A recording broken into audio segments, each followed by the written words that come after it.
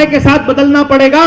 आदमी रोटी खाता था, रोटी खाने की बजाय गू खाना शुरू कर देगा क्या? इसीलिए आपके गांव से निकला हुआ कोई डीसी, कोई डॉक्टर, कोई एसडीएम, कोई पटवारी, सब हरामखोर बने हुए हैं। एक भी आदमी समाज के लिए काम नहीं कर रहा, क्योंकि किसी ने भी किसी बनने देंगी पार्टियों से, सरकारों से आपस वाली व्यवस्था नहीं बनने देंगे ये। इसके लिए तो आपको अपनी व्यवस्था बनानी पड़ेगी, और उसके लिए व्यवस्था बनाने के लिए आपको खड़ा होना पड़ेगा। और जो हमारे बच्चों के भविष्य के साथ खिलवाड़ करेगा, जो हमें हमारी व्यवस्था बनाने में रुकावट पैदा करेगा, वो दुश्मन है हमारे बच्चों का। और हम अपने दुश्मन के साथ क्या करते हैं ये भारतवासियों को बताने की जरूरत नहीं है।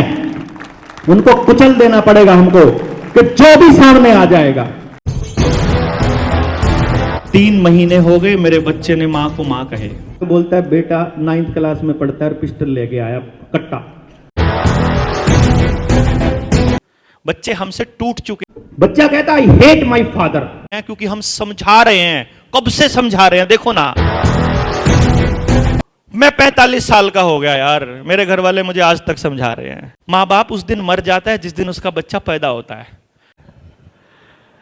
अब मेरे को कभी समझ में नहीं आया, और आपको आया हो तो बता दो, किसी का आया हो तो बता दो। किसी को अपनी पत्नी की बात आई हो, किसी को अपने बच्चे की बात आई हो, किसी को अपने पति की आई हो, किसी को किसी की भी बात समझ में आई हो, आज तक बता दो। किसी को नहीं आई भाई, नहीं आने वाली भी नहीं है। उसका रीजन अपने बच्चे को कहे कि भाई जमीन में कुछ नहीं रखा। गांव में रहते हुए, गांव में रहने वाला आदमी जब अपनी औलाद को कहे कि बेटा गांव में कुछ नहीं रखा, जब कोई नौकरी पे, जिस नौकरी पर कोई पर्सन है, उसका बच्चा जब बोले मुझे भी बड़ा होकर आपके जैसा ही बनना है, और बाप कहे कि नहीं तुमने ये वाला काम नहीं करना जिसमें मैं फंसा हुआ हूं, तुमको कुछ और करना है, तो फिर वो बच्चे के दिमाग में एक थॉट जाता है जो आपको भी नहीं पता, आपको भी नहीं पता। मैं आपको बता रहा हूं, ये क्रिस्टल क्लियर है कि ये अपने आप जाता है। सामने से कोई आदमी आ जाए, उसने आपको कुछ भी नहीं बोला था, लेकिन शक्ल देखते ही आपकी त्योड़ियां चढ़ जाती हैं, गुस्सा आ जाता है, क्या सवेरे सवेरे शक्ल देख ली, उसने कुछ कहा ही नहीं था। फिर क्यों? इसका मतलब यह हुआ कि कुछ आपके दिमाग में पीछे चलता है, जो किसी को देख करके तय होता है। किसी को देखने के बाद आपके अंदर अच्छे भाव आते हैं कि यार ये अच्छा आदमी है, ये ठीक है, कुछ कहा नहीं, उसने आपके लिए कुछ किया नहीं, फिर भी अच्छे भाव क्यों आए? इसका मतलब पीछे कुछ है जो चल रहा है। अर्थात जब आप अपने बच्चे को कुछ ऐसी बात कहते हो जो आप अंदर से महसूस नहीं करते हो, जो आप महसूस नहीं करते हो, यकीन मानिए आपका बच्चा उसी मोमेंट एक स्टेप आपसे दूर जा रहा है, एक मोमेंट दूर जा रहा है। जिस पर आप पूरा यकीन करते हो, केवल वो बात अगर अपने बच्चे को बोलोगे, और उस जिंदगी को अगर आप जी रहे हो, केवल और केवल तब आपका बच्चा आपसे जुड़ा रह सकता है। इसके अलावा बच्चे से जुड़ने का कोई दूसरा रास्ता नहीं है।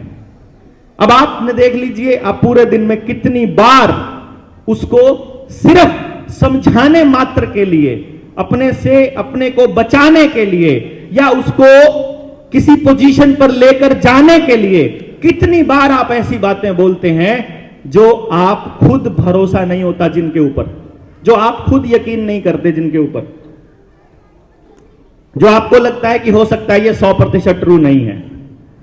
यही कारण है कि बच्चा डिसाइड कर लेता है कि मुझे इस आदमी की बात कितनी माननी है। जैसे किसी बच्चे के बारे में यदि कोई बात कहे, कोई मेरे पास कोई पेरेंट आ गए और वो कहे जी मेरा बच्चा बहुत बदतमीज है, तो मैं सबसे पहले उससे ये पूछता हूं क्या ये सबसे बदतमीजी करता है? सबसे मतलब अपने टीचर से भी, हेडमास्टर से भी, पापा से भी, मम्मी से भी, दादा से भी, दादी से भी, मतलब जितने आसपास लोग हैं, क्या ये सबसे बदतमीजी करता है? वो बताती है नहीं, ये सिर्फ इन लोगों से करता है, या फिर ये सिर्फ मेरे साथ करता है, या फिर ये सिर्फ वहां करता है। इसका मतलब बच्चे में प्रॉब्लम नहीं है। क्यों जी?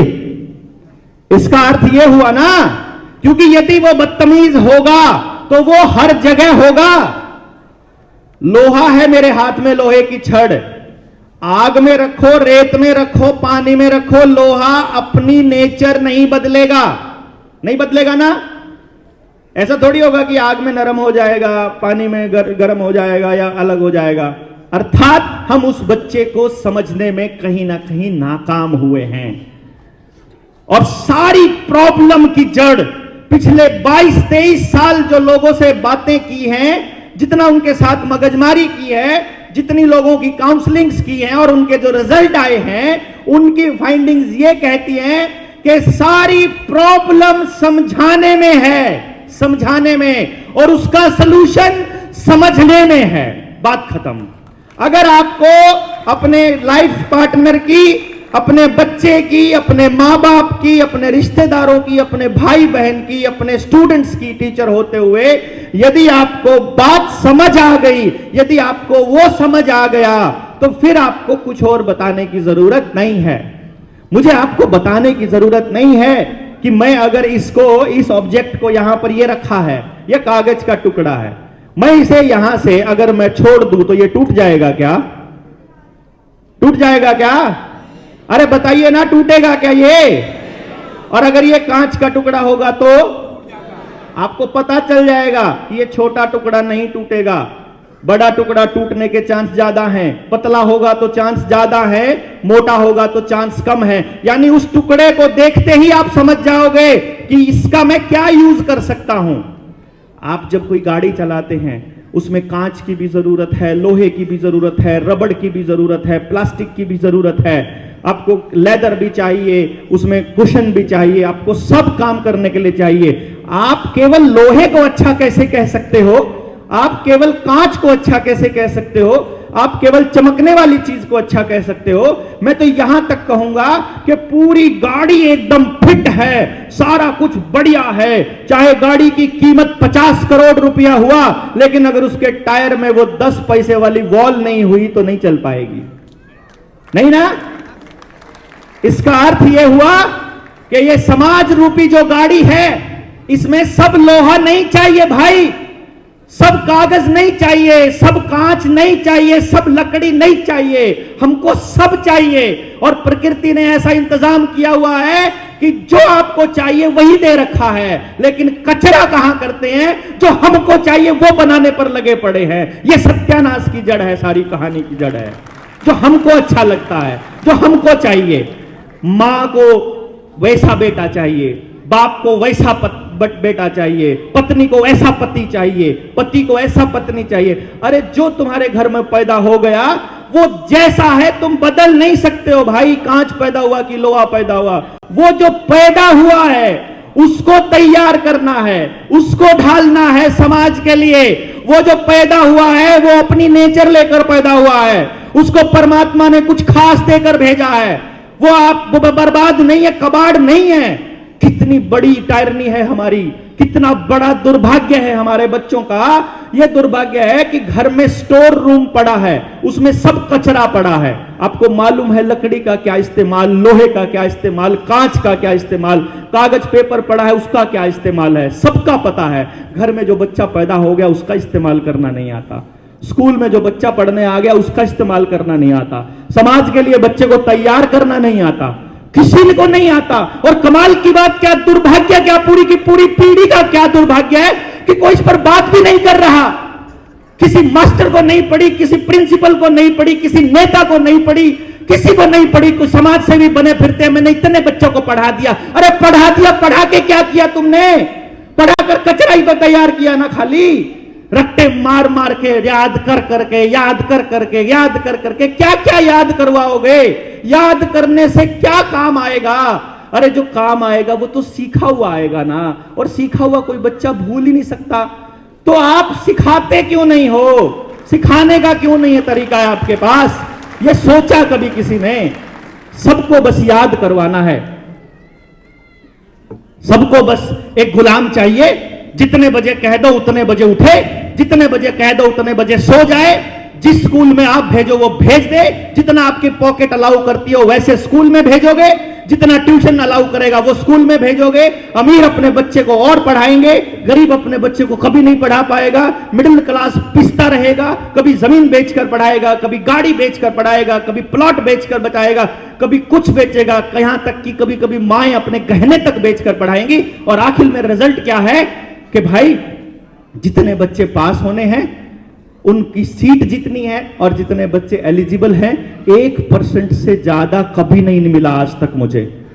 चेक करो, आप सारे के सारे ग्रोन अप मां बाप हो, क्योंकि आपको यह सोचना पड़ेगा, बैठ करके कैलकुलेशंस करनी पड़ेंगी। मेरी बातों पर भरोसा नहीं करना है, आपको खुद से कैलकुलेट करना है, आपको देखना है आपकी जिंदगी में आज तक कितनी भर्तियां आई। चेक करो एक बारी, उनमें कितने बच्चों ने फॉर्म भरा ये चेक करो, और फिर देखो कितने प्रतिशत बच्चा पास हुआ। चेक करो, आपको पता चलेगा कि 99.9% बच्चा गारंटीड फेल होगा। गारंटीड मतलब हम एक ऐसे एजुकेशन सिस्टम में काम कर रहे हैं जिसके अंदर 99.99% बच्चों के ऊपर लेबल लगेगा कि तुम एक फेलियर हो, तुम एक बर्बाद इंसान हो, तुम कुछ नहीं कर सकते। क्योंकि आपको हर पीटीएम में, हर वो वीकली टेस्ट में, हर मंथली टेस्ट में, उसके अंदर आपको मैडम क्या कहेगी, थोड़ी सी मेहनत और करो, थोड़ी सी मेहनत और करो, है ना,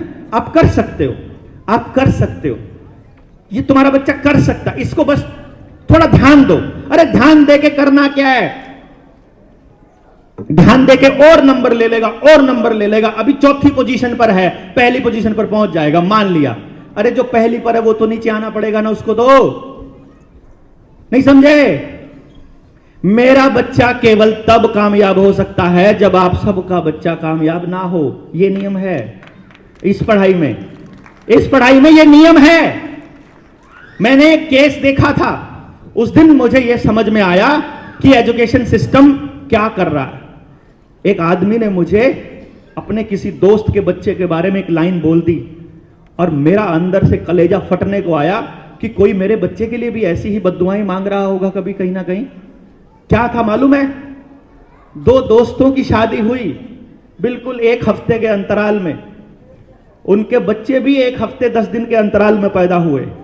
दोनों दोस्त पक्के थे, बचपन के दोस्त। दोनों के बच्चे बड़े हुए, सेम स्कूल में पढ़े, सेम क्लास में पढ़े, साथ खेले, भाइयों की तरह रहते थे, बिल्कुल सब काम एक साथ मिलकर करते थे। कभी वो फर्स्ट आ जाता था, कभी वो फर्स्ट आ जाता था। दोनों के बीच कंपटीशन होता था। दोनों माँ बाप कहते थे अब की बार तेरे को फर्स्ट आना है, उसके वाला कहता अब की बार इसको आना है। एक टेस्ट में वो फर्स्ट, एक टेस्ट में वो फर्स्ट, करते करते करते करते उन्होंने ग्रेजुएशन करने के बाद एक एग्जाम में भर्ती कर ली। तहसीलदार का एग्जाम था, पोस्ट सारी 4 थी, जिनमें से कुछ मतलब रिजर्व थी। जो पोस्ट बची वो मात्र 1 पोस्ट बची लास्ट में। और कमाल की बात यह है कि इंटरव्यू पे जो पहुंचे वो दोनों ही बच्चे पहुंचे। सोचो, वो दोनों के दोनों दोस्त जो बचपन से दोस्त थे, क्या कभी ये सोच पाए होंगे कि उसके वाले का हो जाए, या ये कहा होगा कि मेरे वाले का हो जाए? क्या कहा होगा? मेरे वाले का हो जाए का मतलब यह है कि उसके वाले का ना हो। इस मेरे वाले के होने का मतलब है कि उसके वाले का ना हो। अर्थात वो ये इंतजार करेगा कि किसी तरह से उसका इंटरव्यू कैंसिल हो जाए, किसी तरह इंटरव्यू के दिन वो बीमार पड़ जाए, किसी तरह इंटरव्यू के दिन उसका नुकसान हो जाए। यही तो इंतजार करेगा ना। अरे भाई, जिसका काम ऐसे चलता है, सोचो मैंने 1 करोड़ रुपया डॉक्टर बनने के लिए MBBS करी है कि नहीं? 1 करोड़ रुपया लिया, लग गया। अब मुझे अस्पताल खोलने के लिए कर्जा लेकर के अब मुझे वो भी करना है, बोले तो अस्पताल खोलना है। खोल लिया अस्पताल, इसमें डॉक्टर्स की, कंपाउंडर्स की, सबकी सैलरी देनी है, नर्सिस की, तो पैसा कमाना पड़ेगा। अब पैसा कमाना पड़ेगा तो इलाज से अगर पैसा कमाना है, इलाज कैसे होता है? जब कोई बीमार होता है तो वो तो सुबह सुबह जब धूप बत्ती कर रहा हो तो वो तो ऐसे कर रहा होगा ना, हे भगवान सबकी किडनी फेल हो जाए, सबको हार्ट अटैक आ जाए, सबके घुटने खराब हो जाए, सब बीमार पड़े रहें, सबके यहां डिप्रेशन हो, सारा परिवार खराब हो जाए, ऐसे ही बोलेगा ना। वो ऐसे बोल ही नहीं सकता कि सारा देश सुरक्षित रहे, सभी स्वस्थ रहें, सभी हेल्दी रहें, वो बोल ही नहीं सकता भाई। क्योंकि आपकी बर्बादी में ही उसकी आबादी है। उसका कर्जा तब कटेगा जब आपकी बर्बादी होगी। तो हम एक ऐसे तंत्र में रह रहे हैं जहां हमारी आबादी की कीमत बाकी सब की बर्बादी की है। और यह तंत्र बदलना चाहिए कि नहीं बदलना चाहिए? अरे बदलना चाहिए कि नहीं? बदलना चाहिए। तो इसको कोई और आएगा बदलने के लिए। तहसीलदार को पड़ी है आपका गांव को बदलने की, डीसी को पड़ी है, सीएम को पड़ी है, एमएलए को पड़ी है, एमपी को पड़ी है, मास्टर को, कानागो को, पटवारी को, अरे किसी को तो पड़ी होगी। नहीं पड़ी, क्योंकि उनको पता है कि जिनके बच्चे बर्बाद हो रहे हैं, जिनके गांव बर्बाद हो रहे हैं, वो सोए पड़े हैं। क्योंकि उनको अपनी रंजिशों से ही फुर्सत नहीं है। कभी वो उनको सरपंच के इलेक्शन की रंजिश, कभी एमएलए के इलेक्शन की रंजिश, कभी एमपी के इलेक्शन की रंजिश, कभी पार्टियों की रंजिश, कभी जातियों की, कभी धर्म की, कभी कंपटीशन की, कभी नौकरियों की। अरे मैं बता रहा हूं, मेरे रिश्तेदारी में एक गांव से 4 बच्चों ने पेपर पास कर लिया। एमएलए बोलता है कि मैं एक को लगा सकता हूं सिर्फ। ये प्रैक्टिकल बता रहा हूं मैं आपको, जो मैंने अपने जीवन में झेला है। एक को लगा सकता हूं मैं सिर्फ। उस एमएलए के पास 4 के 4 मां बाप अपने गांव से 2-2 गाड़ियां, 4-4 गाड़ियां भरकर लेकर गए सिफारिश लगाने के लिए, हमारे वाला हो जाए। और वो जब जाता है तो वो कहता है वो फलाना भी आया था जी, आमना नहीं बेरा जी, हमारे का होना चाहिए, हमारे का होना चाहिए, मतलब उसके वाला रहना चाहिए। इसका ये मतलब है। अब मेरे पास, आपके पास, हम सब के पास 2 चॉइसेस हैं। एक चॉइस है, जो व्यवस्था इन्होंने बनाकर रखी हुई है उस व्यवस्था में अपने बच्चों को पिसने के लिए छोड़ दें। वो सुबह से लेकर रात तक गधों की तरह काम करें। सुबह सुबह गाड़ी से सुबह सुबह उठे, वो बस में बैठ जाएं, स्कूल में जाकर के left right stand up sit down, याद किया कि नहीं किया, नोट डाउन कर लो या करके सुना दो, इस प्रोसेस में चले जाएं। या दूसरा तरीका है कि हम मां बाप इसकी जिम्मेदारी अपने कंधों पर ले लें कि इसको बदलना है। आप कौन सा चॉइस करोगे? क्योंकि कोई और नहीं करेगा ये काम, ये हमको करना पड़ेगा। मेरे गांव में मेरे पिताजी बैठे हैं, मेरी माताजी बैठी हैं। मैं जब 10वीं पास करी, मैं डिस्ट्रिक्ट टॉपर्स में था।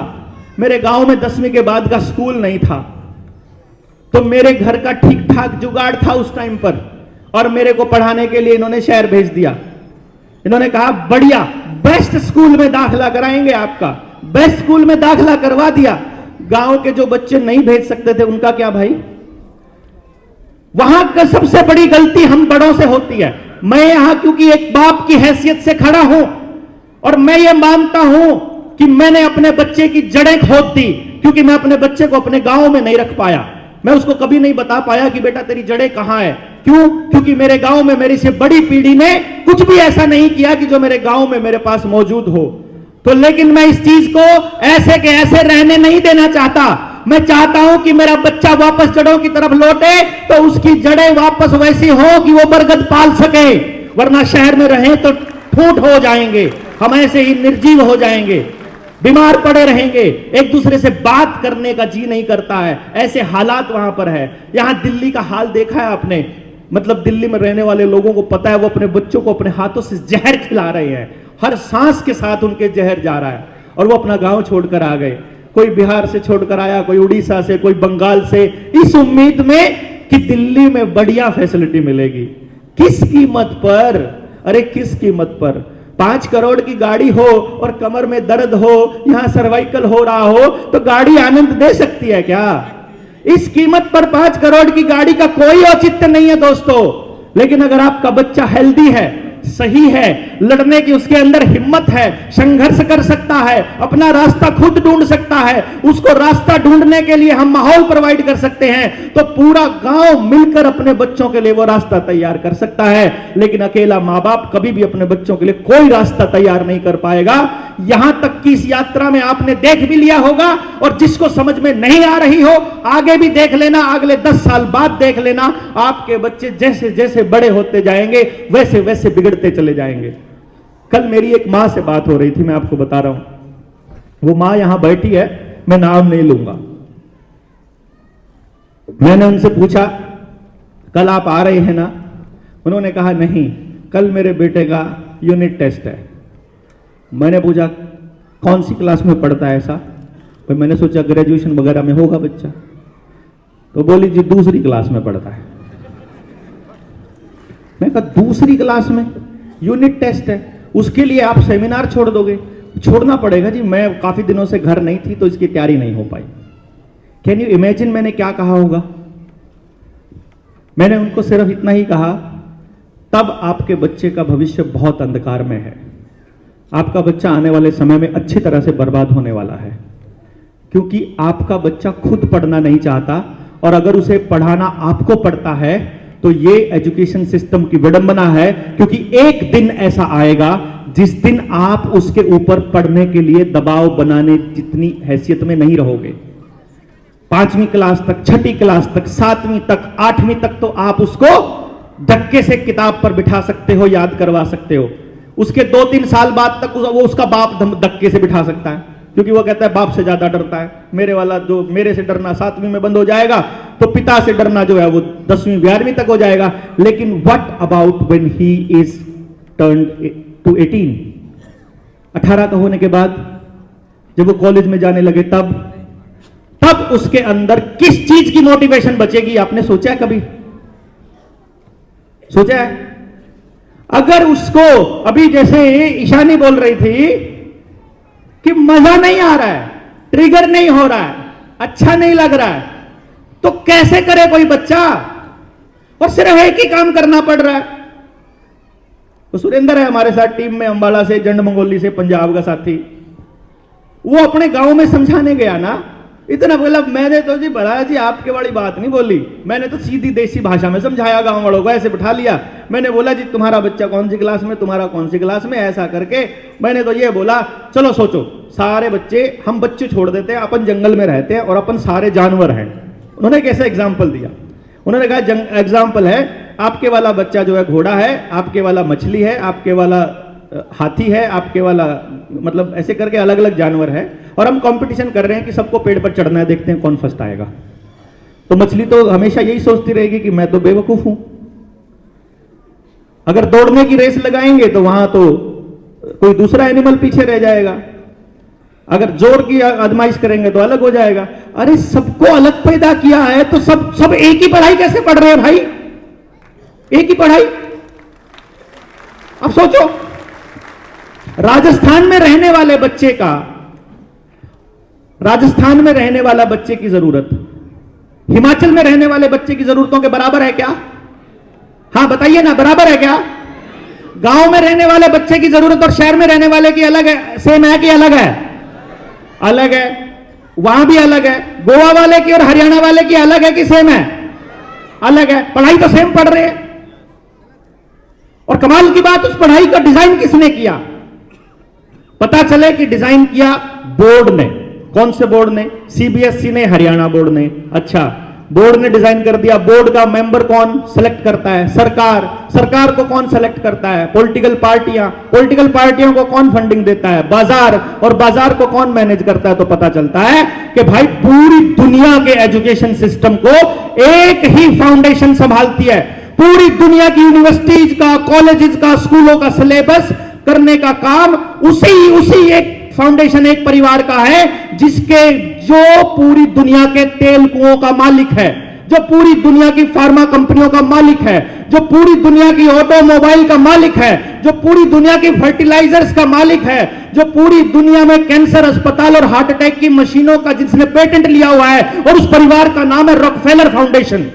आप जाकर के देखो, पता करो, ये जितनी भी बड़ी बड़ी ऑक्सफोर्ड, जितनी भी फलाना ढिमकाना, जिनको दुनिया की टॉप यूनिवर्सिटीज बोलते हैं, सबका वही फंडिंग एजेंट है। सारी की सारी साइकोलॉजी की जितनी भी रिसर्च होती है, सबको वो फंडिंग करता है। वो वही रिसर्च, अरे जो उन्हें फंडिंग की है, तो रिसर्च पेपर लिखने वाला उसकी मर्जी के बाहर की कोई लाइन लिख देगा क्या? और वो फिर अखबारों में बड़ा बड़ा छपता है, ऐसी रिसर्च चलाई फलानी यूनिवर्सिटी ने, ऐसी रिसर्च आई फलानी यूनिवर्सिटी की, और हम उसको सच मान लेते हैं। हम उसको सच मान लेते हैं। ये कह रहे हैं एआई का जमाना है, अब नौकरियां खत्म होने वाली हैं, अब ये होने वाला है, हमें टाइम के साथ बदलना पड़ेगा। वो कह रहे हैं पहले कैमरा आता था, अब मोबाइल आ गया, समय के साथ बदलना पड़ेगा। अरे समय के साथ बदलना पड़ेगा। आदमी रोटी खाता था, रोटी खाने की बजाय गू खाना शुरू कर देगा क्या? रोटी ही खाएगा ना। रोटी खाते समय रोटी खाएगा तो वो अनाज की पकेगी, अनाज तो खेत में से आएगा, खेत में से किसान ही चलाएगा, लेकिन चलाते समय उसका खर्चा होगा कि नहीं वो तय करेंगे। एक तरीका है कि खेत में उस अनाज को उगाते समय 1 पैसा खर्च ना हो, और एक तरीका है कि उसके अंदर जितनी मशीनें इस्तेमाल हो वो भी रॉकफेलर फाउंडेशन की हो। आपको पता चलेगा। ट्रैक्टर की एजेंसियों की पता करो किसकी है, उसका पेटेंट किसके नाम है। जितनी बीज बोने वाली मशीनें हैं, जितनी खेतों में आज चल रही है, वो किसके नाम पेटेंट है पता तो करो। उसका हर सेकंड चलाने का रुपया किसकी जेब में जाता है?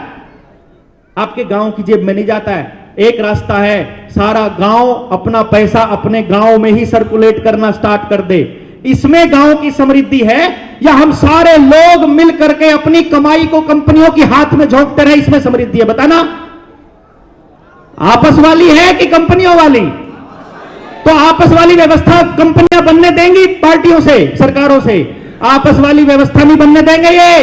इसके लिए तो आपको अपनी व्यवस्था बनानी पड़ेगी, और उसके लिए व्यवस्था बनाने के लिए आपको खड़ा होना पड़ेगा। और जो हमारे बच्चों के भविष्य के साथ खिलवाड़ करेगा, जो हमें हमारी व्यवस्था बनाने में रुकावट पैदा करेगा, वो दुश्मन है हमारे बच्चों का। और हम अपने दुश्मन के साथ क्या करते हैं ये भारतवासियों को बताने की जरूरत नहीं है। उनको कुचल देना पड़ेगा हमको, कि जो भी सामने आ जाएगा। अपने बच्चों की व्यवस्था हमको खुद बनानी पड़ेगी, लेकिन वो कैसे बनाएंगे? आप तो गांव में से कोई 2 लोग आए हैं, कोई 4 लोग आए हैं, कोई 10 लोग आए हैं, कोई 50 लोग आए हैं। आप कैसे बनाओगे? जाकर गांव वालों को कैसे समझाओगे? जाकर क्या कहोगे? लो बलारा जी की वीडियो देख लेना, तुम्हें समझ में आ जाएगा, ऐसे कहोगे? किसी के पास समय नहीं है 2-2 घंटे सुनने का, किसी के पास समय नहीं है। वो मेरे को मैसेज आते हैं, बलारा जी वीडियो थोड़ी छोटी बनाया करो। मैंने कहा कितनी छोटी बनाऊं? बोला जी बस 3 मिनट में निपटा दिया करो। मैंने कहा 3 मिनट छोड़ो, तुम्हारे बच्चे तो 30 सेकंड पे आ चुके हैं, वो तो आगे 10 सेकंड पे आ चुके हैं रील्स में, वो तो ऐसे चलते हैं उनका तो हाथ। बात जो बताने की है वो बात दिखाने की अलग होती है, बताने की अलग। और जो बताने की बात है उसमें समय लगता है, वो अपना समय मांगती है। अगर वो समय नहीं दिया जाएगा कुछ भी हासिल नहीं होने वाला, कुछ भी हासिल नहीं होने वाला। ये सारे लोग जो बैठे हैं ना, इनमें से 50% से ज्यादा लोग वो हैं जो 3-3, 4-4, 5-5 घंटे बैठ करके सुना है। जिन्होंने सुना है, आपने ये प्रॉब्लम कितनी है, किस किस को मालूम है इस पूरे के पूरे खेल का? ये लोग हैं, इसीलिए यहां तक आ पाए हैं। और वो लोगों को जाकर गांव में कहो कि बच्चों की एजुकेशन के लिए एक सेमिनार होने वाला है, अरे किस पे टेम है, आज तो ब्याह का साया गणा है, आज तो गणे ब्याह रहे हैं। लेकिन नहीं, मैंने कहा भाई मेरे से ज्यादा सोशल कौन होगा? मेरे से ज्यादा भी तुम्हारे पास आए होंगे क्या? कार्ड आ रहे होंगे क्या? इतने कार्ड तो किसी के भी नहीं आते होंगे। पर भाई हमने एक ही हाथ जोड़ के ये कह रखा कि देख भाई 2 रास्ते हैं, या तो आप लोगों को खुश करने के लिए आपके ब्याह शादी आपकी मरगत में आनते रहा। इतने हैं लोग जानकारी में कि रोज की रोज किसी की मरगत में, किसी के ब्याह में जाना पड़ेगा। अब इतना तो 2 नंबर का पैसा भी नहीं कमाते कि उनके लिए इतना तेल फूके और रोज जाकर के इतना इतना कन्यादान डालें। मैं तो 100, 150, 200 रुपए का कन्यादान डाल सकता हूं, वो भी किसी के थ्रू डलवा सकता हूं। मेरी हाजिरी उसी में मान लेना। मैं आपके पास नहीं आ पाऊंगा। इसमें आप मुझे एंटी सोशल बोल सकते हो, लेकिन इससे ज्यादा जरूरी है कि मैं अगली पीढ़ी की लड़ाई लड़ रहा हूं। उसमें हो सकता है मैं उस टाइम किसी गांव में हूं, किसी मीटिंग में हूं, किसी ट्रेनिंग में हूं। मैं यही करना चाहता हूं।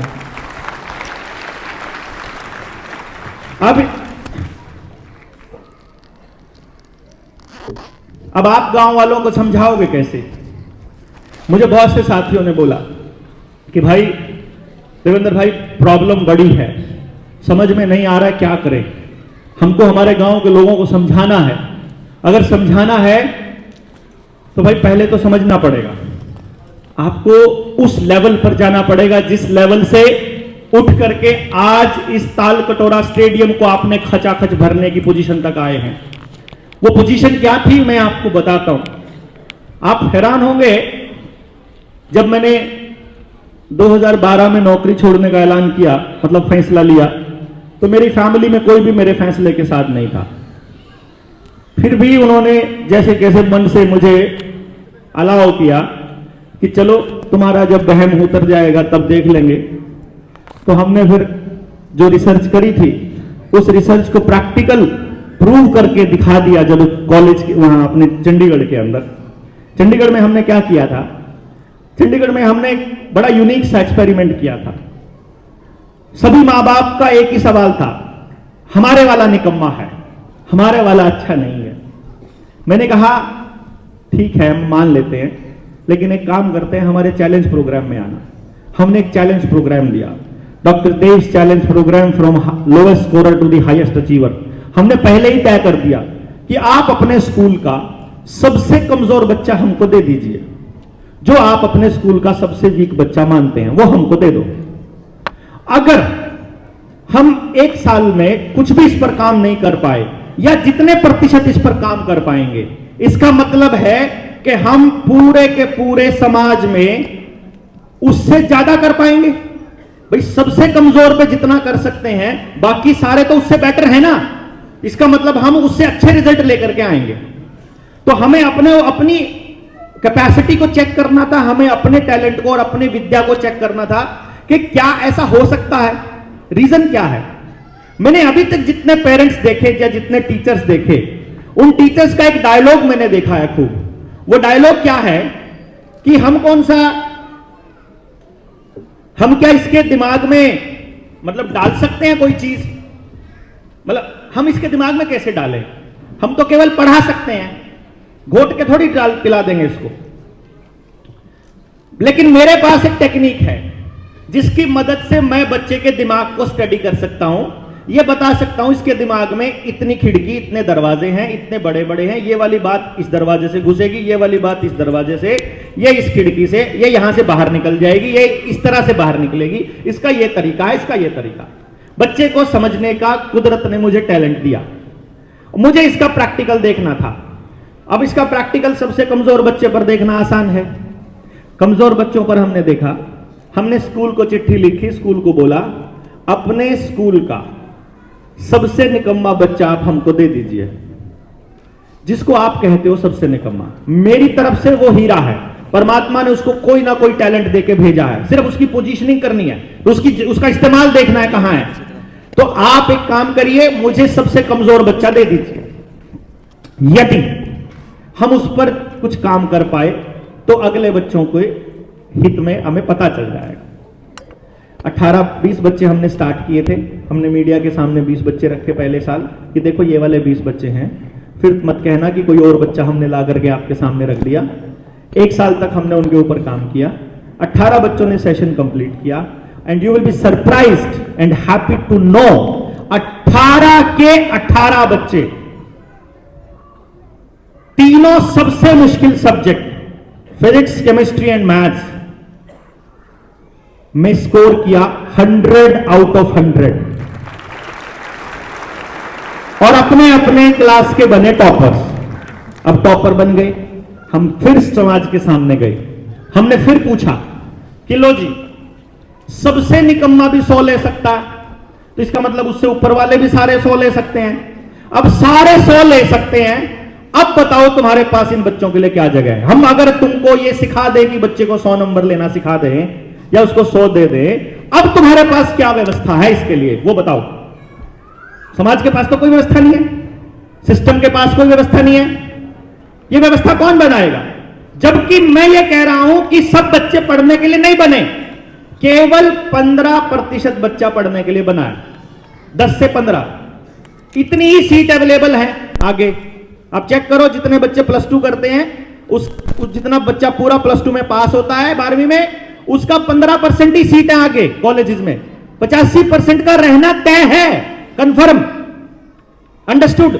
उसके बाद जितना कॉलेज में एडमिशन है उसका 15% नहीं है आगे एमएससी में, मास्टर्स में इतना स्पेस नहीं है। अगर एक कॉलेज के अंदर 4 सेक्शंस 5 सेक्शंस अगर ग्रेजुएशन के होते हैं तो एक ही सेक्शन मास्टर्स का होता है, ज्यादा ज्यादा 2 सेक्शन होते हैं। क्यों जी डॉक्टर साहब, ठीक है। अब ये प्रोसेस कंटिन्यूअसली चल, अगर पीएचडी में चले जाओ तो वहां बिल्कुल ही खत्म हो जाती हैं सीटें। एक प्रोफेसर के पास में 5 या 4 की लिमिट होती है, इससे ज्यादा पीएचडी नहीं करवा सकता वो। और आधे तो करवाते नहीं है, 3-3 4-4 साल लटका के रखते हैं उनको, सिलेंडर ही ढुलवाते रहते हैं उनसे। यहाँ कोई पीएचडी करने का कोई वो तो हमने देखा ना यूनिवर्सिटी के अंदर, हमने देखा है। या तो पढ़ने वाला बच्चा अगर स्टैंड ले लेना प्रोफेसर के सामने कि नहीं सर आप गलत बता रहे हो। मेरे साथ हुआ पंजाब यूनिवर्सिटी में पढ़ते हुए, मैंने एक प्रोफेसर साहब को टोक दिया बीच में, मैंने ऐसे हाथ खड़ा करके बोल दिया, मैं कहा जो रास्ता आप बता रहे हो इससे अच्छा, इससे इजी रास्ता मेरे को मालूम है, बताते हुए। क्या क्वालिफिकेशन आपकी? मैं इससे क्वालिफाई, तुम जो ये काम सिखा रहे हो, अब पेंचर लगाने वाले की कैलकुलेशन, उससे क्वालिफिकेशन पूछोगे जाके कि पेंचर लगाने में तुमने मेरिट ली थी कि तुम क्या किया था। जाके पंचर लगवाते हो तो वहां तो कुछ नहीं पूछते हो, बात बता रहे हो उसको, बात को सुनते क्यों नहीं हो तुम? लेकिन नहीं, प्रोफेसर की अथॉरिटी जो है वो चैलेंज हो गई तो अगले ने कह दिया get out of the class. इतना आता बस इनको, इससे ज्यादा कुछ नहीं आता। आप थोड़ा सा आंख में आंख डाल के बोल दो, वो बोलेंगे बदतमीजी करता है। अरे उसने सवाल ही तो पूछा है, सवाल पूछना बदतमीजी कब से हो गई भाई? और लेकिन पूरा एजुकेशन सिस्टम एक ही चीज के ऊपर लगा पड़ा है, कैसे आपके बच्चे को गुलाम बनाए, कैसे आज्ञाकारी बनाए, जितने बजे उठना, जितने बजे सोना, जो करना, जो हमने कह दिया वही करो, बस अभी कह दिया ये करो। आप माहौल तैयार नहीं करते हो, आप ये बताते नहीं हो कि ये क्यों करना है, आप ये नहीं बताते हो कैसे करना है, ये नहीं बताते कि इसका अच्छा रास्ता कौन सा है, इसमें चलो हम तुम्हारी मदद करते हैं। खुद बैठे को टीवी पे बैठे होते हैं और उसको बोलते पढ़ लेना, देखते भी नहीं उसकी तरफ, ऐसे ही करते हैं, जाके पढ़ ले अपने कमरे में। ये माहौल। मैं एक बच्चे, जब मैं रिसर्च कर रहा था ना, जब मैं छोटा था तो मैं देखा करता था, उस टाइम पे मैं पूछता था बच्चों से, तो बच्चों की राय लेता था, बच्चों की राय लेता तो बड़े अजीब अजीब जवाब आते। बच्चा कहता आई हेट माई फादर। चलो वो तो गलत गुस्से में बोल दिया होगा उस बच्चे ने, बट उसने बोल दिया आई हेट माई फादर। मैंने कहा काहे को भाई, दिक्कत क्या है? दिक्कत क्या है? आएंगे, आते ही सोफे पर बैठेंगे, मेरी मम्मा उनके लिए पानी लाएगी, वो बैठ करके ऐसे टेबल के ऊपर पैर रखेंगे जूते निकाल के, और रिमोट निकालेंगे, टीवी चालू कर देंगे। इधर बच्चे को, वो घूम रहा है बच्चा, उसको बोलेंगे इधर आ, हाँ आज टेस्ट में कितने नंबर आए? टीवी चल रहा है उधर, टेस्ट में कितने नंबर आए? टेस्ट में इतने नंबर आए। ये हुआ, क्या हुआ, क्यों पढ़ा, क्यों नहीं पढ़ नहीं सकता, ध्यान नहीं देता, तेरे लिए सब छोड़ के आए थे, जितना हमको मिल गया, जितना तेरे को मिलता इतना हमको मिल जाता तो पता नहीं क्या कर देते। ये वो पढ़ा करो, पढ़े बिना कुछ नहीं होगा, देख लो हमारी तरह धक्के खाओगे। ये इसी टाइप की डायलॉग हो जी। फिर मैं कहा तुम्हें दिक्कत क्या है भाई? अगर तुम्हारे माँ बाप तुम्हारे भले के लिए तुमको ये कह रहे हैं कि पढ़ाई करो और पढ़ने अच्छी बात है, बोले अगर पढ़ाई इतनी बढ़िया चीज है तो उन्होंने क्यों नहीं करी? और अब किसने रोका है उनको पढ़ने से? अगर पढ़ना इतना बढ़िया है तो अब तो नहीं पढ़ते, वो आते ही टीवी चला के बैठ जाते हैं। मेरे को क्यों पढ़ना पड़ता है? मेरी मां मोबाइल पे लगी पड़ी है, मेरा बाप टीवी पे लगा पड़ा है, वो कोई अपनी मर्जी का काम कर रहा है, मैं अपनी मर्जी का क्यों नहीं कर सकता? मेरे को पढ़ने के अलावा और कोई काम ही नहीं है मेरे पास। घर में छोटा सा घर बना दिया, कबूतर खानों में रहने लग गए हम, 20-20 मंजिला, और बड़े राजी होकर कहते हमने फ्लैट ले लिया। और उनको ये नहीं पता, उनको हवा बेच दी डीलर ने, मतलब अपने गांव की जमीन बेच के हवा में ले लेते हैं कुछ भी, एक 4 दीवारी, और फ्लैट कहते हैं उसको। बड़े राजी हो रहते हैं। उनको अपने बच्चे को धूप नहीं दिला सकते उस कमरे के अंदर, शुद्ध हवा नहीं मिलेगी उसके अंदर कभी भी, चारों तरफ ची ची ची ची पी पी रहता है। कॉलोनी के अंदर कोई खेलने का स्थान नहीं है, एक दूसरे को नंबर से जानते हैं, शर्मा जी 536 वाले, वर्मा जी 332 वाले, कुछ नहीं, मतलब कोई भाईचारा नाम की चीज नहीं है। बीमार पड़ जाओ तो ड्राइवर नहीं मिलता है गाड़ी लेके जाने के लिए, घर में गाड़ियां 2-2 खड़ी पड़ी हैं, कोई रिश्ता नहीं, कोई जानकारी नहीं, और सबसे बड़ी बात अपने बच्चे का कोई भविष्य नजर नहीं आ रहा। सबसे कमाल की बात यह कि एक ऐसी दौड़ में दौड़ रहे हैं, सुबह उठ के करेगा क्या? फर्स्ट आना है, जाएगा कहां फर्स्ट आकर के? अरे फर्स्ट आने के बाद भी रहना तो समाज में ही है, फिर तो ब्याह भी जिससे करना है फर्स्ट वाली ढूंढनी पड़ेगी, वो तो इसी समाज की ढूंढनी पड़ेगी, क्या पता वो आखिरी नंबर पे हो, फर्स्ट आड़े को आखिरी वाली मिल जाए, फिर जूत बजेगा। अरे ये सामाजिक असमानता में कब तक जिएंगे हम? हमको ये समझना पड़ेगा भाई, इस समाज के अंदर हमको हर तरह के बच्चों की जरूरत है, हर तरह का काम करने वाले लोगों की जरूरत है, हर तरह की जरूरतों को पूरा करने वाले लोगों की जरूरत है, बशर्ते कि हम ये समझे तो सही हमारे बच्चे को क्या काम करके मौज आएगी। मौज, जो मैंने अपने बच्चे को बोला था ना कि बेटा तुझे मौज करनी है, वो बोला मेरे को कैसे पता चलेगा। वो मिठाई वाला एग्जाम्पल देने के बाद मैंने उसे एक लाइन बोली थी, मैंने कहा देख अभी एक काम कर, देख संघर्ष कर, नहीं समझ में आएगा छोड़ दे, अगला नहीं कहेगा छोड़ दे, अगला नहीं आएगा छोड़ दे। मेरे पास 60-60 साल के आदमी आते हैं अपनी काउंसलिंग करवाने के लिए, और आकर के क्या लाइन बोलते हैं, मैं बोलता हूं अब क्या दिक्कत है, रिटायरमेंट ले ली, अब तो बोला रिटायरमेंट ले ली, जीपीएफ आ गया, पैसा आ गया, ग्रेजुटी आ गई, उस पैसे से प्रॉपर्टी डीलिंग करी थी, खूब पैसा कमा लिया, बिजनेस कमा लिया, खूब रुपया हो गया, रुपए की कोई दिक्कत नहीं है, पूरा एम्पायर खड़ा है, नौकर चाकर काम करते हैं, पर जिंदगी में आनंद नहीं है, कोई मजा नहीं है। एक 7,000 करोड़ का मालिक आता है, 5,000 करोड़ का था मेरे ख्याल से, आके बोलता है बेटा 9th क्लास में पढ़ता है, पिस्टल लेके आया कट्टा। मैंने बोला फिर, बोला जेब में सफेद पुड़िया भी मिली। मैं कहा फिर क्या दिक्कत, सुधारो इसको, जो मर्जी ले लो डॉक्टर साहब, जो मर्जी ले लो। देखो क्या ले लूं, क्या दे सकते हो, तुम्हारी क्या औकात है, क्या औकात है तुम्हारी, यहां गिड़गिड़ा रहे हो ना, 5,000 करोड़ को सिर पे धर करके अपने बच्चे को समझा, देख लो ना, इस पैसे से आप अपनी औलाद खरीद सकते हो क्या, इसका स्वास्थ्य खरीद सकते हो, इसकी नीयत खरीद सकते हो, no no way at all. नाम नहीं बताऊंगा क्योंकि अगर मैंने कुछ बोल दिया बात मेरी दूर तक जाती है, लोग सुनते हैं। एक ऐसा आदमी नरेंद्र मोदी का राइट हैंड अपने आप को बोलता, पैसा अथाह, जिसके पास कोई कमी नहीं, वो और उसकी पत्नी आकर के मेरे पास रो रहे हैं, मुझे क्या बोलते हैं, 3 महीने हो गए मेरे बच्चे ने मां को मां कहे, इकलौता बेटा है, एम्पायर हजारों करोड़ का है, बात नहीं करता है, घर में आता है अपने कमरे में घुस जाता है, गुरमे में घुसा रहता है, सुबह उठता है, मां के हाथ की रोटी नहीं खाता है, बाप से बात नहीं करता है, 2 रिश्ते टूट चुके हैं, अब जिंदगी जीने का कोई मन नहीं है।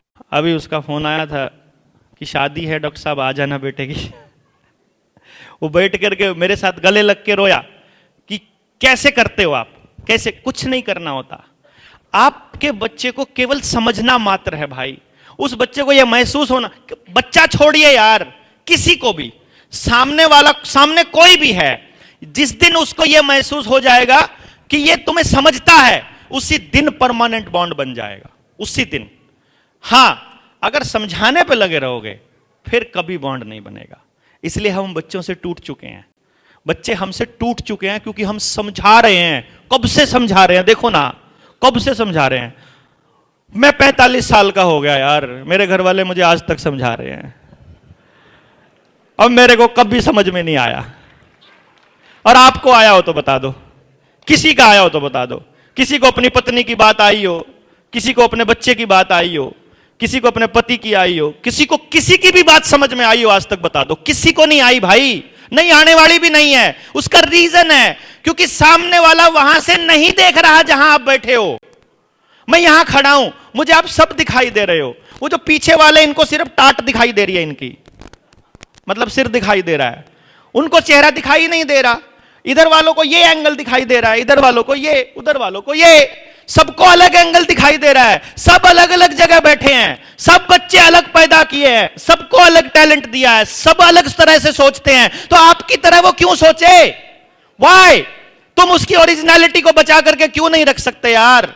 एक मां बाप होने के नाते इतना भी नहीं कर सकते कि अपने बच्चे के लिए कि वो कोशिश करो कि जिसमें उसकी ओरिजिनलिटी बची रहे, उसको अपने जैसा काहे को बनाने को लगे हो। भगवान ने क्या पता कितना बड़ा दिमाग दे करके भेजा हो, परमात्मा ने कितना बड़ा काम करने के लिए भेजा हो, अपनी तरह गधा बनाने पे क्यों तुले उसको? इतना क्यों नहीं समझते हम? इतनी सी बात समझनी है खाली, उसका जो ट्रू पोटेंशियल है वो निकलने दो। जब उस बच्चे को यह महसूस होगा ना कि मेरे उत्थान में, मेरी परवरिश में, मेरे आगे आने में मेरे समाज का योगदान है, तो उस दिन जब वो कुछ बन जाएगा वापस समाज को पे बैक करना शुरू करेगा। अदरवाइज अगर आपका बच्चा अकेला मेहनत करता रहा और अकेला मेहनत करके कुछ भी बन गया, यकीन मानिए वापस मुड़कर नहीं देखेगा वो आपकी तरफ, कभी नहीं आएगा, क्योंकि मेहनत उसने अकेले ने करी है। और अगर मां बाप ने मेहनत कर करके उस बच्चे को कहीं तक पहुंचा भी दिया तो भी वो बच्चा समाज के किसी काम का नहीं। इसीलिए आपके गांव से निकला हुआ कोई डीसी, कोई डॉक्टर, कोई एसडीएम, कोई पटवारी, सब हरामखोर बने हुए हैं। एक भी आदमी समाज के लिए काम नहीं कर रहा, क्योंकि किसी भी बच्चे को समाज ने तैयार नहीं किया। उन बच्चों को तैयार करने की जिम्मेदारी मां बाप की अपनी उठाए बैठे, अपनी टोकरी अपनी लिए घूम रहे हैं कि मैं अपने बच्चे को यह बना दूं, मैं अपने बच्चे को यह बना दूं। आखिर में पता चलता है वो कुछ बना ही नहीं। अरे एक बार अपनी जिंदगी का कैलकुलेशन करके तो देख लो, हासिल क्या किया और जो खोया उसके बदले में ठीक है क्या? जो सेहत खोई, जो परिवार खोया, जो समाज खोया, जो भाईचारा खोया, जो अपराध कमाए, वो सही थे क्या? वो कीमत सही है क्या इतने के बदले में? अगर वो कीमत नहीं है ना, तो भाई एक बार रुक जाओ, एक बार तय कर लो ठीक रास्ते पे हो कि गलत पे हो। और अगर गलत पे हो और अंदर से मानते हो कि गलत पे हो, तो एक बार बैठ के सोच लो सही रास्ता कौन सा है। सही रास्ता, वो सही रास्ता एक ही है, बस आपका एक ही काम है। मां बाप उस दिन मर जाता है जिस दिन उसका बच्चा पैदा होता है, तब वो मां बाप हो जाता है। और उसका एक एक पल, एक एक मिनट उस बच्चे के लिए होती है, ना कि उस बच्चे को पढ़ाने की, ना उस बच्चे के लिए वो समाज तैयार करने की जिसमें वो बच्चा सुरक्षित महसूस कर सके। वो कुछ भी काम ना कर रहा हो तो भी उसको रोटी, कम से कम वो भूखा ना मरे, तो उसको रास्ते पे चलते हुए इतना डर ना हो कि उसे कोई उठा ले जाएगा, उसको कोई मार देगा। ऐसे समाज के निर्माण करने का काम हमारा है एज अ पेरेंट, और उस काम को करने की शुरुआत करने वाले लोग यहां से आगे हमारे साथ चलेंगे। जिनको लगता है हम गलत रास्ते पर हैं, अपनी राम राम भाई, समझे नहीं बात? जो इस रास्ते पर चलेंगे, उस रास्ते पे आपको जो करना पड़ेगा, शिक्षा, स्वास्थ्य, न्याय, राजनीति, खेती, धर्म, जिस पर जैसे बात करनी पड़ेगी। फर्क सिर्फ एक ही है, हम लड़ाई लड़ेंगे अपने बच्चे के सच की, और सच की लड़ाई में एक ही नियम है, वो किसी का भी नुकसान नहीं कर सकता, किसी का भी। मेरे बच्चे का फायदा अगर किसी भी बच्चे का नुकसान करके हो रहा है, वो झूठ है, वो चोरी है, वो गलत है, वो अधर्म है। अगर हमको धर्म के रास्ते पर चलना है तो उसका एक रास्ता है, किसी भी आदमी के लिए अंदर में नफरत नहीं हो सकती, किसी भी आदमी को पीछे छोड़ने का विचार नहीं हो सकता, क्योंकि हम केवल तब जीतेंगे जब हम सब जीतेंगे। हमारा एक ही है, हम केवल तब जीतेंगे जब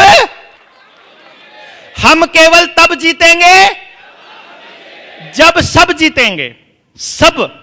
और उसके लिए तब तक यह कोशिश करती रहनी है। जरूरी नहीं है कि इस जीवन में, इस लाइफ टाइम में हम ये सब कर पाएंगे, कोई जरूरी नहीं है। कोई भी आदमी अपना काम पूरा नहीं कर पाया। बाबर ने जो किया, अशोका ने जो किया, राज कर गए, वो चले गए, सब खत्म हो गए। उनका वंशज भी आज कोई नहीं पड़ा आपके आसपास मिलेगा, कोई नहीं कहेगा मैं बाबर का पड़पोते का पड़पोते का पड़पोता हूं, कोई नहीं कहेगा, सब खत्म हो जाएगा। आप सबने भी जाना है एक दिन, रास्ता है, छोड़ कर क्या गए, लेगेसी क्या छोड़ कर गए? जो बर्बादी चल रही थी उससे मुंह मोड़ करके शहर भाग गए थे क्या? वो जो बर्बादी गांव में हो रही थी उससे मुंह फोड़ करके मतलब कोसते रहते थे क्या? हमको मालूम नहीं है। और सारी की जड़ में एक ही चीज है, नॉलेज, समझ। वो समझ कहां से आएगी? चर्चा करनी पड़ेगी भाई, चर्चा तो होती ही नहीं ना, स्कूल में होती, स्कूल में भी डिक्लेमेशन। मेरा बेटा, मैं आपको बताता हूं यार, कमाल की बात है, कोरोना चल रहा था, कोरोना चलते चलते उसका फोन आया मेरे पास, उसे का फोन आया कि मेरे स्कूल में कंपटीशन है एस्से राइटिंग का और कोरोना पे एस्से लिखना है। मैं कहा देखो क्या माइंड प्रोग्रामिंग है, मतलब उस पे पूरा का पूरा डिटेल वो दे रहे हैं जो ऑनलाइन गूगल पे या सर्च इंजन पे मौजूद है। तो मेरे से बात कर रहा है, पापा आप जो कह रहे हो वो तो कहीं पे नहीं है गूगल पे, वो तो कह रहे हैं तो कॉन्स्पिरेसी है।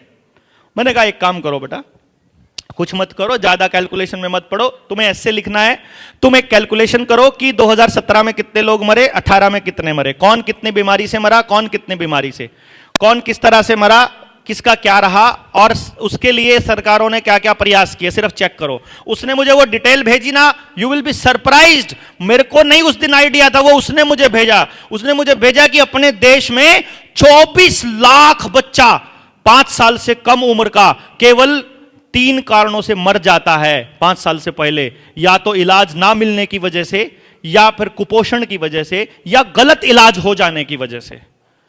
मैं हैरान था, ये डेटा किसी के पास नहीं है, कोई आंकड़े को शेयर नहीं कर रहा है, कहीं डिस्कशन में नहीं है। तो बोला पापा मैं लिखूं क्या इसको?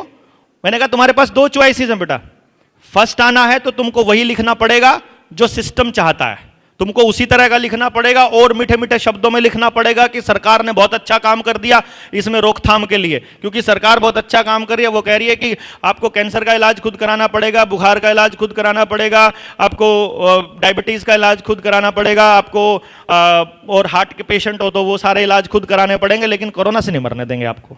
बाकी सारे इलाज में आपको चाहे जमीन बिक जाए कोई चक्कर नहीं, आप कर्जे में हैं तो आपको चाहे सुसाइड करना पड़े और उसकी टेंशन नहीं। तो मैं उसको बोला कि मैंने कहा कुछ नहीं करना बेटा, तुम्हें अपना ऐसे लिखना है तो वैसे लिखो जैसा तुम सोचते हो, भले ही कोई भी रिजल्ट आए। और वो तो रिजल्ट तो आना ही था, उसका तो सेलेक्ट भी नहीं हुआ, वो तो आगे भी नहीं गया, उसको बोलने भी नहीं दिया गया। This is the way education system is working. आपके बच्चों को माइंड प्रोग्राम करके वो सब कहलवा रहे हैं जो वो चाहते हैं। सही है क्या? सही है क्या? अब आपको यदि अपने बच्चे के लिए कोई माहौल तैयार करना है, पहला नंबर आपको पहले अपनी समझ बढ़ानी पड़ेगी। बताइए, पहले अपनी समझ बढ़ानी पड़ेगी। अपनी समझ बढ़ने के बाद अपने आसपास के लोगों से बात करनी पड़ेगी, और जब आसपास के लोगों से बात करोगे ना तो एक ही जवाब आएगा जो मुझे उस गांव वाले ने दिया था पहली बार जब मैं अपना इंस्टीट्यूट बंद करके चला। जैसे क्या होता है, 2008 में मैं नौकरी लगा, 2012 में मैंने नौकरी छोड़ दी, सॉरी 4 में लगा, 8 साल करके, और 12 में छोड़ दी। अच्छा, 12 में छोड़ने के बाद 2016 में मैंने अपनी पत्नी को बोला कि पूनम, ये इंस्टीट्यूट तो समाज में कोड हैं, ये तो बच्चों को बर्बाद कर रहे हैं, ये तो बच्चों को और कंपटीशन में लेके जा रहे हैं, ये तो पूरे के पूरे लोगों की उनकी पूंजी को खींच करके बर्बादी की तरफ लेके जा रहा है। ऐसा है जैसे सारे अपने नहू की कमाई और उठा के नाले में फेंक रहे हों, क्योंकि 99.99% बच्चों का तो फेल होना तय है। तो मैंने कहा ये इंस्टीट्यूट तो बर्बाद करेंगे, आज जाके गांव वालों को समझाएंगे और बात करेंगे। बोली अब नया दौरा पड़ गया तेरे को, पहले नौकरी छोड़ने का दौरा पड़ा था, अब गांव को समझाने का। अब मुझे बोलती कोई सुनेगा? मेरा एक ही जवाब था, और आज भी मेरा यही जवाब होता है जब भी वो मुझसे पूछती है कि क्या नतीजा रहा। मैं उसको एक ही लाइन बोलता हूं, मैं नतीजे के लिए काम नहीं कर रहा पूनम, मैं काम कर रहा हूं कि मुझे आज जो करना चाहिए वो सही है या गलत है। अगर मैं गलत कर रहा हूं तो नहीं करूंगा, और सही है तो करूंगा, चाहे नतीजा जो मर्जी हो। तो पहुंच गया जी, गांव में पहुंचा। अब कोई जानता नहीं, क्योंकि गांव छोड़े हुए अरसा हो गया। करनाल के एरिया में तो लोग जानते थे, वहां तो सब पता था, लेकिन उधर चंडीगढ़ कोई जानता नहीं था। पर मैं तो सुबह उठता, सोमवार की छुट्टी कर दी शुरुआत में, मुंह जिधर की तरफ मुंह हुआ गाड़ी का निकल गया। जहां 8 बज गए वहां सरकारी स्कूल के टीचरों से बात करनी शुरू करी। जब उसके बाद उनसे बात कर ली, उसके बाद प्राइवेट स्कूल्स जितने मिले, फिर गांव का सरपंच मिला, फिर देखा कि बात बन नहीं रही। क्योंकि 2015 में मैंने एक ट्राई किया था, 15 में मैं नरेंद्र मोदी साहब से मिला था और उनसे पूछ करके मैंने ये कहा था कि भाई हमारे पास एक ऐसी विद्या है जिसकी मदद से हम सब बच्चों का टैलेंट बता सकते हैं।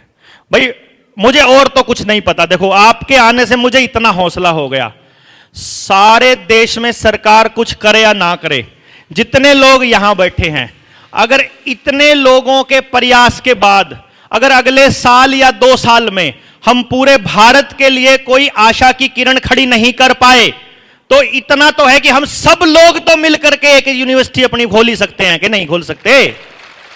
भाई बाकी तो जाओ, कहीं भी जाओ, हम तो कर ही सकते हैं अपने बच्चों के लिए। भाई मुझे सबका टैलेंट पता करने का पता है। मैं ये कह रहा हूं, हम सभी बच्चों को क्या काम करने के लिए परमात्मा ने पैदा किया है, इसका पता लगाने के बाद उसको तैयार करने की प्रोसेस में शामिल कर लेते हैं और सबके लिए जीवन का एक आधार तैयार कर देते हैं। तो ये वाली बात मैंने जब मोदी साहब को बोली कि भाई कौशल विकास योजना चालू करी है आपने, PMKVY चालू किया था, तो मैंने कहा कि कौशल तो पता नहीं है हमको, तो कौशल विकास कैसे करेंगे? तो उन्होंने कहा कि अफसरों को मिलने के लिए दिया, और कुल मिलाकर के मैं फिर स्मृति ईरानी से भी मिला, वो मैंने अपनी वीडियोस में खूब बोला हुआ है, तो आप सुन सकते हैं बड़े आराम से वहां पे। लेकिन अल्टीमेटली मुझे यह समझ में आया कि किसी एमएलए, एमपी, सीएम, पीएम या तहसीलदार, मास्टर, सबको में से किसी को यह नहीं पड़ी है कि आपके बच्चों के लिए वो कुछ करे। उनको अपनी नौकरी करने से मतलब है। वो अपने टाइम पर आते हैं, टाइम पर जाते हैं, जो ऊपर से आदेश से जाए गुलाम की तरह वो उसको फॉलो करके अपना कर देते हैं। उनको आपके बच्चे से कोई लेना देना नहीं है। अब वो क्यों करेंगे आपके लिए? अब आप कैसे करेंगे? आपके पास तो समझ होनी चाहिए। समझ देने का काम आपको बचपन से किसी ने दिया ही नहीं, क्योंकि बचपन से तो वही है, उस मां की तरह पेपर की तैयारी कराने में ही सारी जिंदगी बीत गई, सारे मां बाप की सारे एग्जाम की तैयारियों में ही गुजर गई। तो समझ कैसे देंगे? स्वस्थ कैसे रहना इसकी समझ, गांव में कैसे आचरण करना इसकी समझ, कोई गलत चीज हो रही है उसका विरोध कैसे करना उसकी समझ, कोई चीज टूट गई है घर में उसकी समझ, उसको ठीक करने की समझ, रिश्ते टूट रहे हैं उसकी समझ, जीवन में कोई चीज गलत आ जाए, फेलियर आ जाए, अगर हम फेल हो जाए उसकी समझ। कोई समझ देने वाला काम तो हो ही नहीं रहा है समाज के अंदर। तो फिर किसी को मालूम नहीं, और उनको यह पता है कि जिनके बच्चे बर्बाद हो रहे हैं अगर वही सो रहे हैं तो हमने क्या ठेका ले रखा है। तो फिर यह कैलकुलेशन करने के बाद मैं गांव में जाना चालू किया।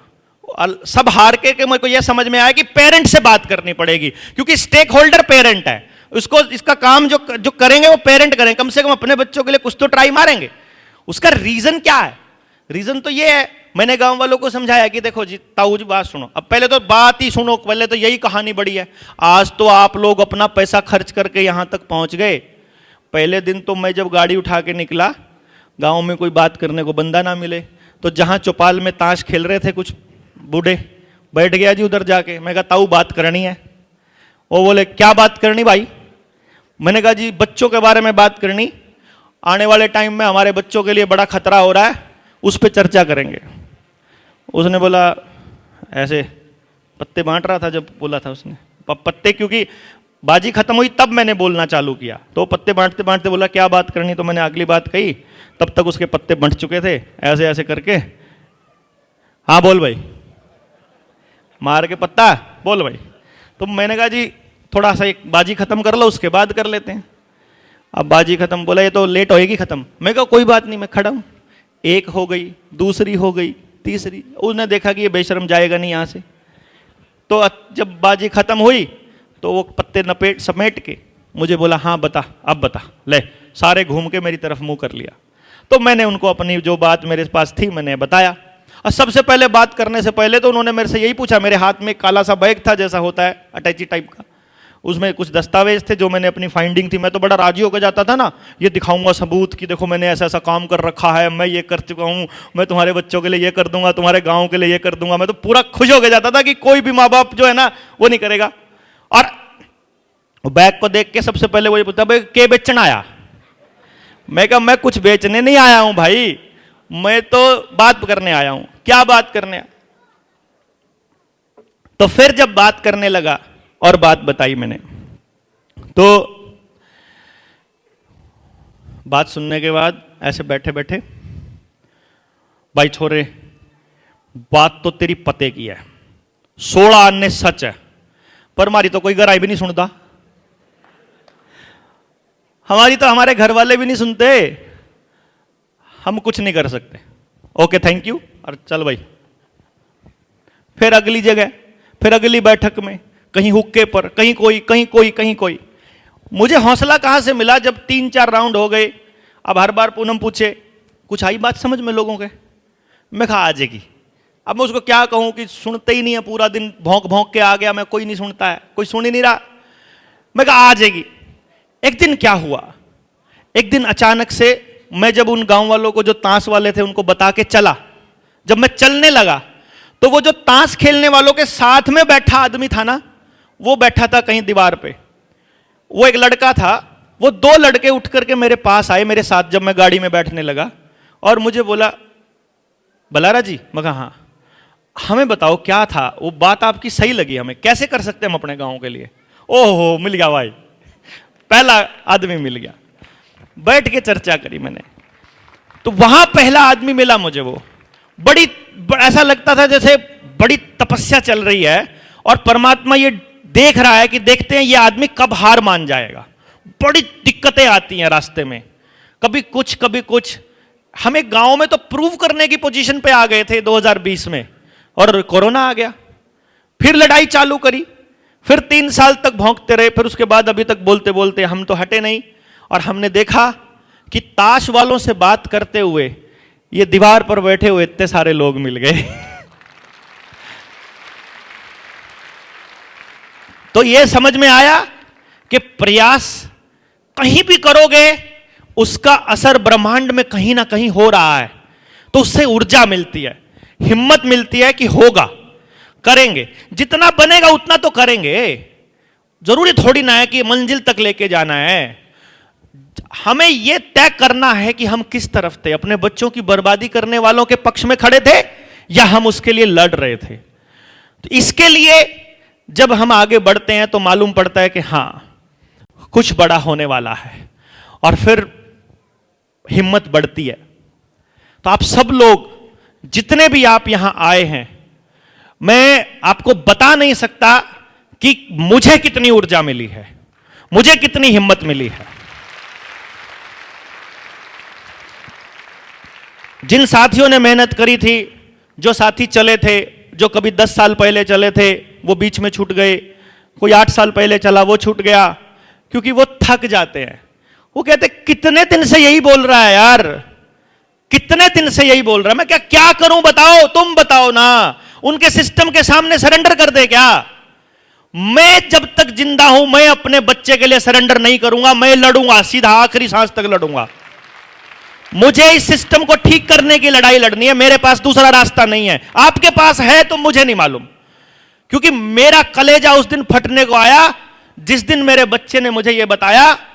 5वीं क्लास में था वो, शायद 10 साल का रहा होगा, और उसे यह भी नहीं मालूम था, क्योंकि हम डॉक्टर्स के पास नहीं जाते होते हैं आमतौर पे, डॉक्टरों के पास हमारा कोई लेना देना होता ही नहीं है, एलोपैथी वाले राक्षसों के पास तो बिल्कुल ही नहीं। कभी जाना पड़े तो बात अलग है, अभी तक तो हम कोशिश करते हैं बचे रहें।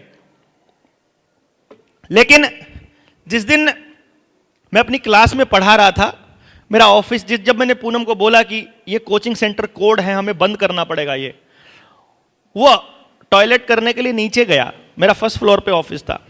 वापस जब आया तो मैंने बोला काफी देर हो गई, लेट क्यों हो गया? तो उसने मुझे बोला हाँ रखिए भाई, आवाज ही लगी, ऊपर करिए। तो उसने मुझे बताया कि नीचे टॉयलेट में ना एक डॉक्टर अपने आप को इंजेक्शन लगा रहा था। उसने सोचा डॉक्टर होगा वो इंजेक्शन जो लगा रहा है खुद को ही। मैंने कहा फिर? कहते इंजेक्शन लगाते लगाते वहीं सो गया। तो मैं उसको देख रहा था। मैं उसको क्या बताऊं कि वो नशा था और वो सोया नहीं था, वो गिर गया था। फिर एक दूसरा डॉक्टर आया, वो भी ऐसे इंजेक्शन लगा रहा था, वो भी गिर गया, वो भी सो गया। मैं तो उनको देख रहा था। मेरे पास 2 बच्चे पढ़ते थे, एक डीएसपी के। मैंने उसको फ़ोन किया, मैंने कहा भाई साहब बहुत बुरा हाल है, मेरे क्लास के बच्चे, मेरे इंस्टीट्यूट के बच्चे भी यहाँ जाते हैं, तो अच्छा नहीं है, ये गलत है, इसको ठीक करो, इसको यहाँ से भगाओ इनको। उसने मुझे एक जवाब दिया, बोले बलारा जी यहाँ से भगा दूंगा तो किसी और टॉयलेट में जाके करेंगे, आपके वाले बच्चों को बचा देंगे तो किसी और के बच्चों को खराब करेंगे, अभी यहां से बच देंगे तो कहीं और जाएंगे, आप अपने बच्चे को कब तक बचाएंगे? It was really question. मेरे को समझ में आया कि यार गांव के परले सिरे पे अगर कोई नशा करने लग जाए, उसका नशे का खर्चा जब नहीं चलेगा तो नशे बेचने वाला आदमी उसको एक ऑफर देता है, 10 कस्टमर नए ला दे, तेरा फ्री कर देंगे। अब वो 10 कस्टमर कहां से लाएगा? अपनी जानकारी गांव में से, रिश्तेदारी में से निकालेगा ना 10 कस्टमर, उनको करना सिखाएगा। मैंने पहली बार जब बीड़ी पी थी तो मेरे पड़ोस का मेरा चाचा लगता था, वो मुझे बोलता है काले तू, मेरा घर का नाम काड़ा है, मेरे को बोलता है काले तू मोटा नहीं होता। मैं बड़ा सुक्कड़ सा पतला सा आदमी था, बच्चा था। मैं बोलता पता नहीं चाचा, मैं तो खाऊं भी खूब हूं और मोटा होता नहीं। ले बीड़ी पी ले, मोटा हो जाएगा। ये लाइन मुझे याद है भाई। मतलब उसने मुझे मोटा होने का लालच दे के खिला दी, तो किसी को और को भी तो इंटेलिजेंट होने का लालच दे के कोई ना कोई दे सकता है कि देख तेरे सारे पर्सन याद हो जाएंगे, देख तेरी मां की सारा गुस्सा भूल जाएगा, देख दुनिया की इतनी डिप्रेशन गायब हो जाएगा, एक सुई ले और कचाक मौज जिंदगी की। और वो करके देखे खत्म। अब वो मुझे समझ में आया कि एक दिन वो 10 कस्टमर बनते बनते मैं अपने वाले को कब तक बचाऊंगा भाई? बताओ कब तक बचाओगे? आप कब तक बचाओगे? अगर ये नशा यूं ही बढ़ता रहा, अगर ये हर कोने पर ऐसे चमचमाते ठेके बनते रहे जैसे बन रहे हैं, अगर ये हर गली में, हर यूनिवर्सिटी में ऐसे ही आपको ड्रग्स मिलती रही, आप कब तक बचाओगे अपने बच्चे को? मैंने अपना बच्चा आज तक कॉलेज नहीं भेजा है, सिर्फ इसलिए नहीं भेजा है, इंजीनियरिंग कॉलेज में तो कभी नहीं भेजूंगा, क्योंकि इंजीनियरिंग कॉलेज में सबसे ज्यादा सप्लाई होती है ड्रग्स की, और जिस कॉलेज में पढ़ता है वहां भी नहीं भेजूंगा, नहीं भेजूंगा। जब तक कोशिश होगी, फेल हो जा कोई दिक्कत नहीं है, but I don't want to see you कि तुम ड्रग्स के अंदर घुस गए हो। तुम्हें टेंशन नहीं लेनी है, मैं जब तक बैठा हूं तुम्हारी टेंशन नहीं। मैं फेलियर हूं, अगर मैं तेरे लिए कोई समाज में जगह नहीं खड़ा कर पाया, अगर मैं तेरे लिए कोई सुरक्षित समाज नहीं बना पाया, तो मैं फेलियर हूं। मैं अपने बच्चे को बोलता हूं, तेरी कोई सिरदर्दी नहीं, तू कुछ भी अपराध करेगा, तू कुछ भी गलत काम करेगा, मेरी जिम्मेदारी है कि मैं तुझे सिखा नहीं पाया, मेरी जिम्मेदारी है कि मैंने तुझे ऐसा गंदा समाज दिया जहां से तूने अपराध सीखा, जहां तूने किसी लड़की की तरफ गलत नजर से देखना सीखा, जहां तूने ड्रग्स लेनी सीखी। मैं अपराधी हूं एज ए पेरेंट, मेरी गलती है, मैं अपनी गलती के लिए तुझे नहीं कोसूंगा, इसलिए तुमको कुछ भी ऐसा नहीं करने की जरूरत है। तुम जब तक मैं बैठा हूं तब को चिंता नहीं करना, तुम केवल वो ढूंढो कि तुम्हें कहां आनंद आता है। हां, जिस दिन मेरे बच्चे को, मेरे को बोला, उसने मुझे बोला, बाबा आप बोलते थे ना मौज करनी मजा आता, मैं कहा अब मुझे खेलने में वो मजा आता है। मैं कहा बस मेरा अब काम हो गया, बात खत्म है। क्योंकि अपन ने कभी मैंने कभी उसके लिए तैयार किया ही नहीं उसको कि मेडल लाना है, कुछ नहीं।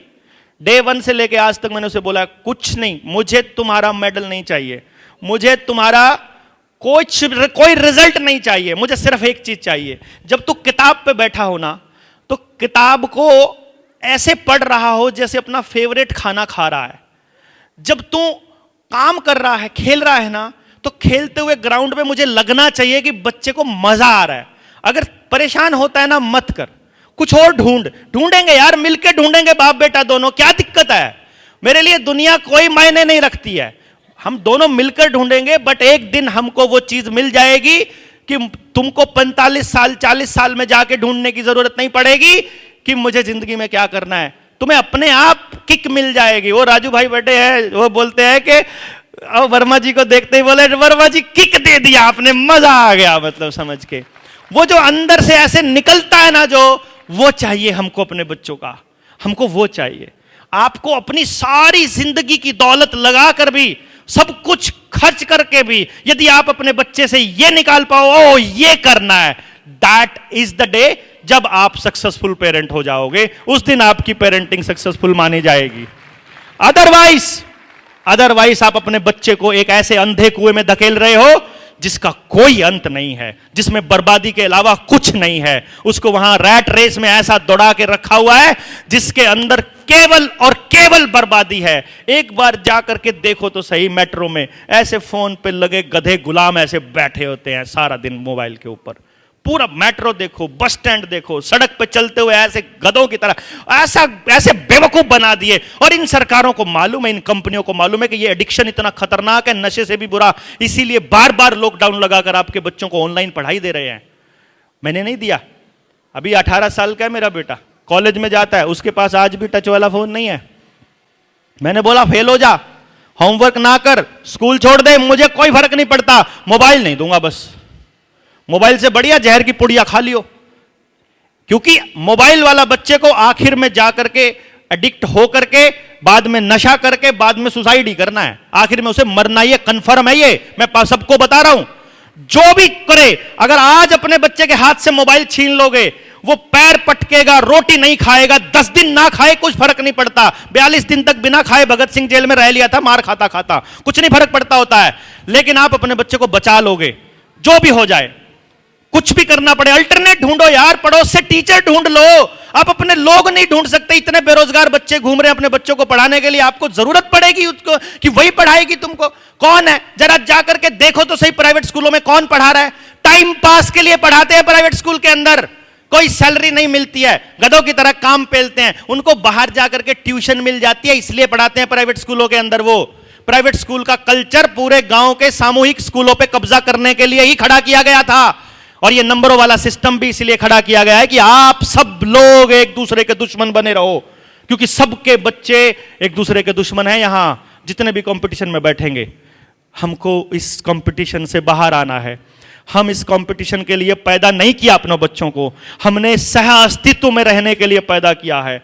दुनिया के जितने जानवर हैं, जितने पेड़ पौधे हैं, आपने पेड़ के ऊपर पेड़ उगा देखा होगा, आपने पेड़ के ऊपर बेल चढ़ी देखी होगी, एक पेड़ पर दूसरे पेड़ की कलम लग जाए तो उसके फल देखे होंगे।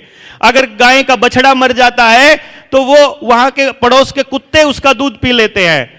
कुछ भी ऐसा हो जाता है। पूरी सृष्टि के अंदर सह अस्तित्व की ऐसी भावना है कि जब तक जान पर ना आ जाए, जब तक भूख से ना मर रहा हो, शेर भी किसी जानवर का शिकार शौक के लिए नहीं करता है, लेकिन हम लोग रोज शिकार कर रहे हैं, रोज शिकार, क्योंकि अपने काम में आनंद नहीं आता। इसलिए हमको पहले बहुत सारे पैसे इकट्ठे करने हैं, एक मकान बनाना है, एक गाड़ी लेनी है, एक ब्याह करना है, और इस ब्याह को करने के बाद फिर हमको क्या करना है, फिर कहेंगे फिर मौज करेंगे। अरे तब तक तो कंजर होने की आदत पड़ जाएगी भाई। ये तो आदत की बात है मौज लेना, ये कोई स्थिति की बात नहीं है। अगर पैसों से अगर कुछ बनता होता तो 10,000 करोड़ रुपए से ज्यादा रोज कमाने वाला अडानी ऐश कर रहा होता, नहीं कर रहा। वो मंत्रियों को सेट कर रहा है, वो लोगों को सेट करता फिर रहा है। नहीं भरने वाला, जितना मर्जी कमा लो नहीं भरने वाला, जो मर्जी कर लो नहीं होने वाला। आत्मसंतुष्टि केवल एक चीज से मिलेगी कि जिस वक्त आप मर रहे हो आपका बच्चा आपके साथ है कि नहीं।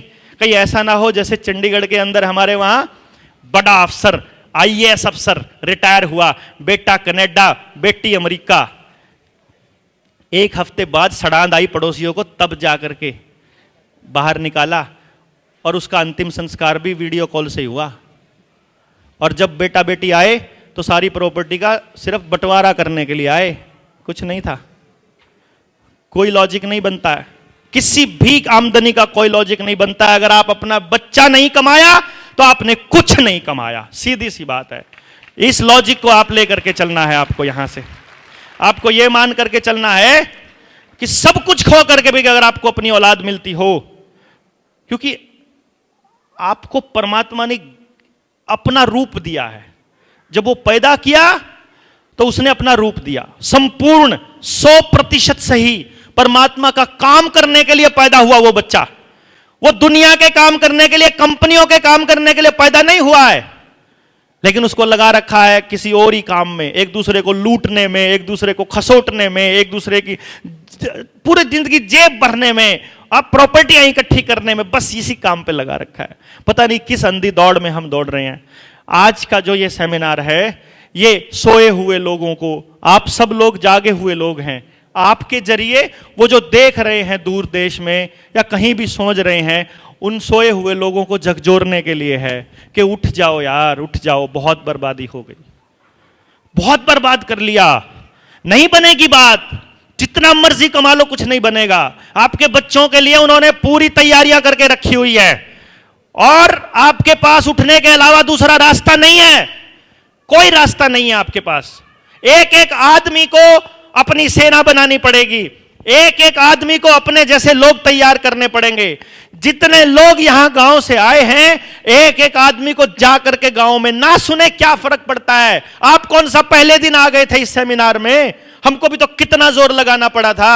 19 नवंबर की रैली में लोग इकट्ठे करने के लिए हमको गाड़ियों के तेल के खर्चे देने पड़े थे, दान मांग करके। आज नहीं दिया है जी किसी को भी 1 रुपया तेल का, किसी ने किसी को भी आज नहीं दिया है।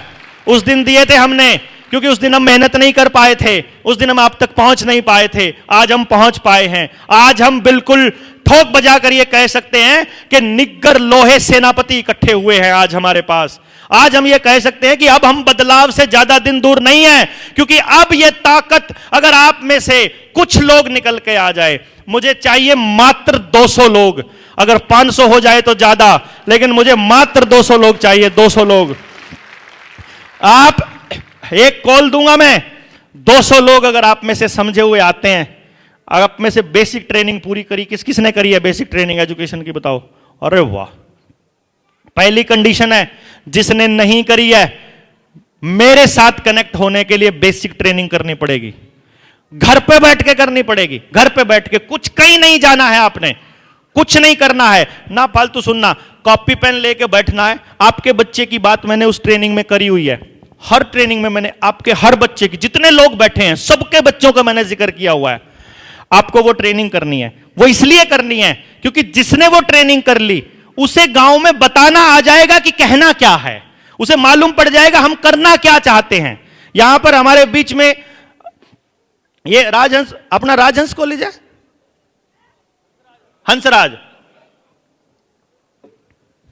हंसराज कॉलेज से प्रोफेसर रामवीर बैठे हुए हैं। इन्होंने जब वो ट्रेनिंग करी थी, मतलब कब करी थी रामवीर भाई?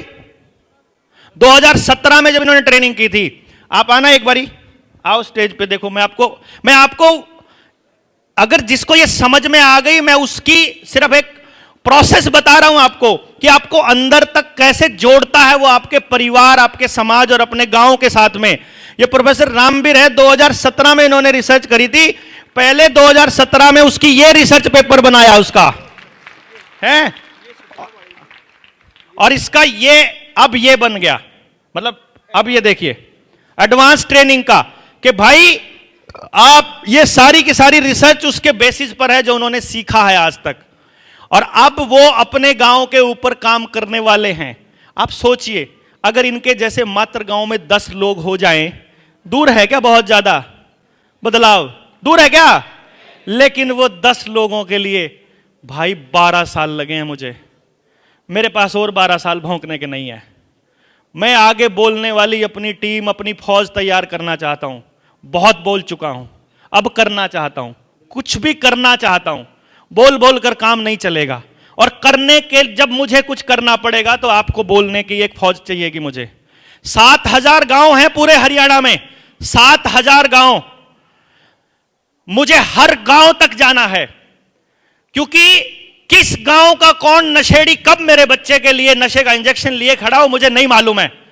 मैं नहीं छोड़ सकता एक भी गांव को, मैं तो नहीं छोड़ सकता। आपको लगता है छोड़ना चाहिए तो आप बता दीजिए। आप जिस राज्य के हो, आपके राज्य का आप नहीं छोड़ सकते। आपको यह मूवमेंट ऐसे बढ़ानी पड़ेगी जैसे हम अपनी, मतलब इस तरह से बढ़ानी पड़ेगी जैसे आग की तरह फैलती है कोई बात। इस पे इतनी चर्चा करनी पड़ेगी, ऑनलाइन अपने को रोज की रोज चाहे लाइव आकर के बोलना पड़े। मैंने देखा है, जब मैं पहली बार लाइव आया मुझे 2 लोगों ने भी नहीं देखा था, मैं कहा 0 व्यूज। आप में से बहुत साथी हैं हमारे। ओ सुरेंद्र अपना जंडमन गोलियाड़ा बोलता है, मैनू पता नहीं सी जी मैं इतना चंगा बोलता, मैनू पता नहीं इतने लोग देख जाएंगे। उसकी वायरल ही हो गया वो, पूरी बातें सुन के पूरा गांव समझता है उसका। मतलब कोशिश करेंगे 100% होगा, बस अंदर ये फीलिंग होनी चाहिए होगा। अगर अंदर ये फीलिंग हुई कुछ नहीं हो सकता। जाओगे ना जब, तो लोग निराश बैठे हैं, परेशान बैठे हैं, दुखी हैं, बटे हुए हैं, अंदर से फ्रस्ट्रेटेड हैं। पिछले 35-40 साल से सिर्फ धोखा देखा है। जो भी कोई नया आदमी आता है ऐसे लोग इकट्ठे करता है और उनकी भावनाओं को किसी ना किसी पॉलिटिकल पार्टी को बेच देता है या खुद अपनी पॉलिटिकल पार्टी बना डालता है। वो ये काम करता है, उसको यही करना है। जैसे इनको लगता है जैसे कि राजनीति से होगा। राजनीति एक हिस्सा है इस बदलाव का। शिक्षा, स्वास्थ्य, न्याय, राजनीति, खेती और धर्म, इन सब की पुनर्परिभाषा हम लोग करेंगे, जिसमें एक भी बच्चे को नहीं छोड़ना, जिसमें किसी का भी नुकसान ना हो, ऐसी परिभाषा बनाएंगे। राजनीति एक हिस्सा बनाएंगे उसका, ना कि राजनीति करने का पर्पस। और मैं आपको बता दूं, जितने साथी मेरे साथ टीम में काम करते हैं, मुझे अंकुश है अपना, अंकुश खोखर, वो बेटे हैं। अंकुश भाई ने जब पहली बार मिले थे तो मुझे कहा था कि देवेंद्र भाई, वो उनको डाउट थे बहुत सारे। उन्होंने मुझे पूछा था कि क्या करोगे आप, क्या करना है, क्या नहीं करना है।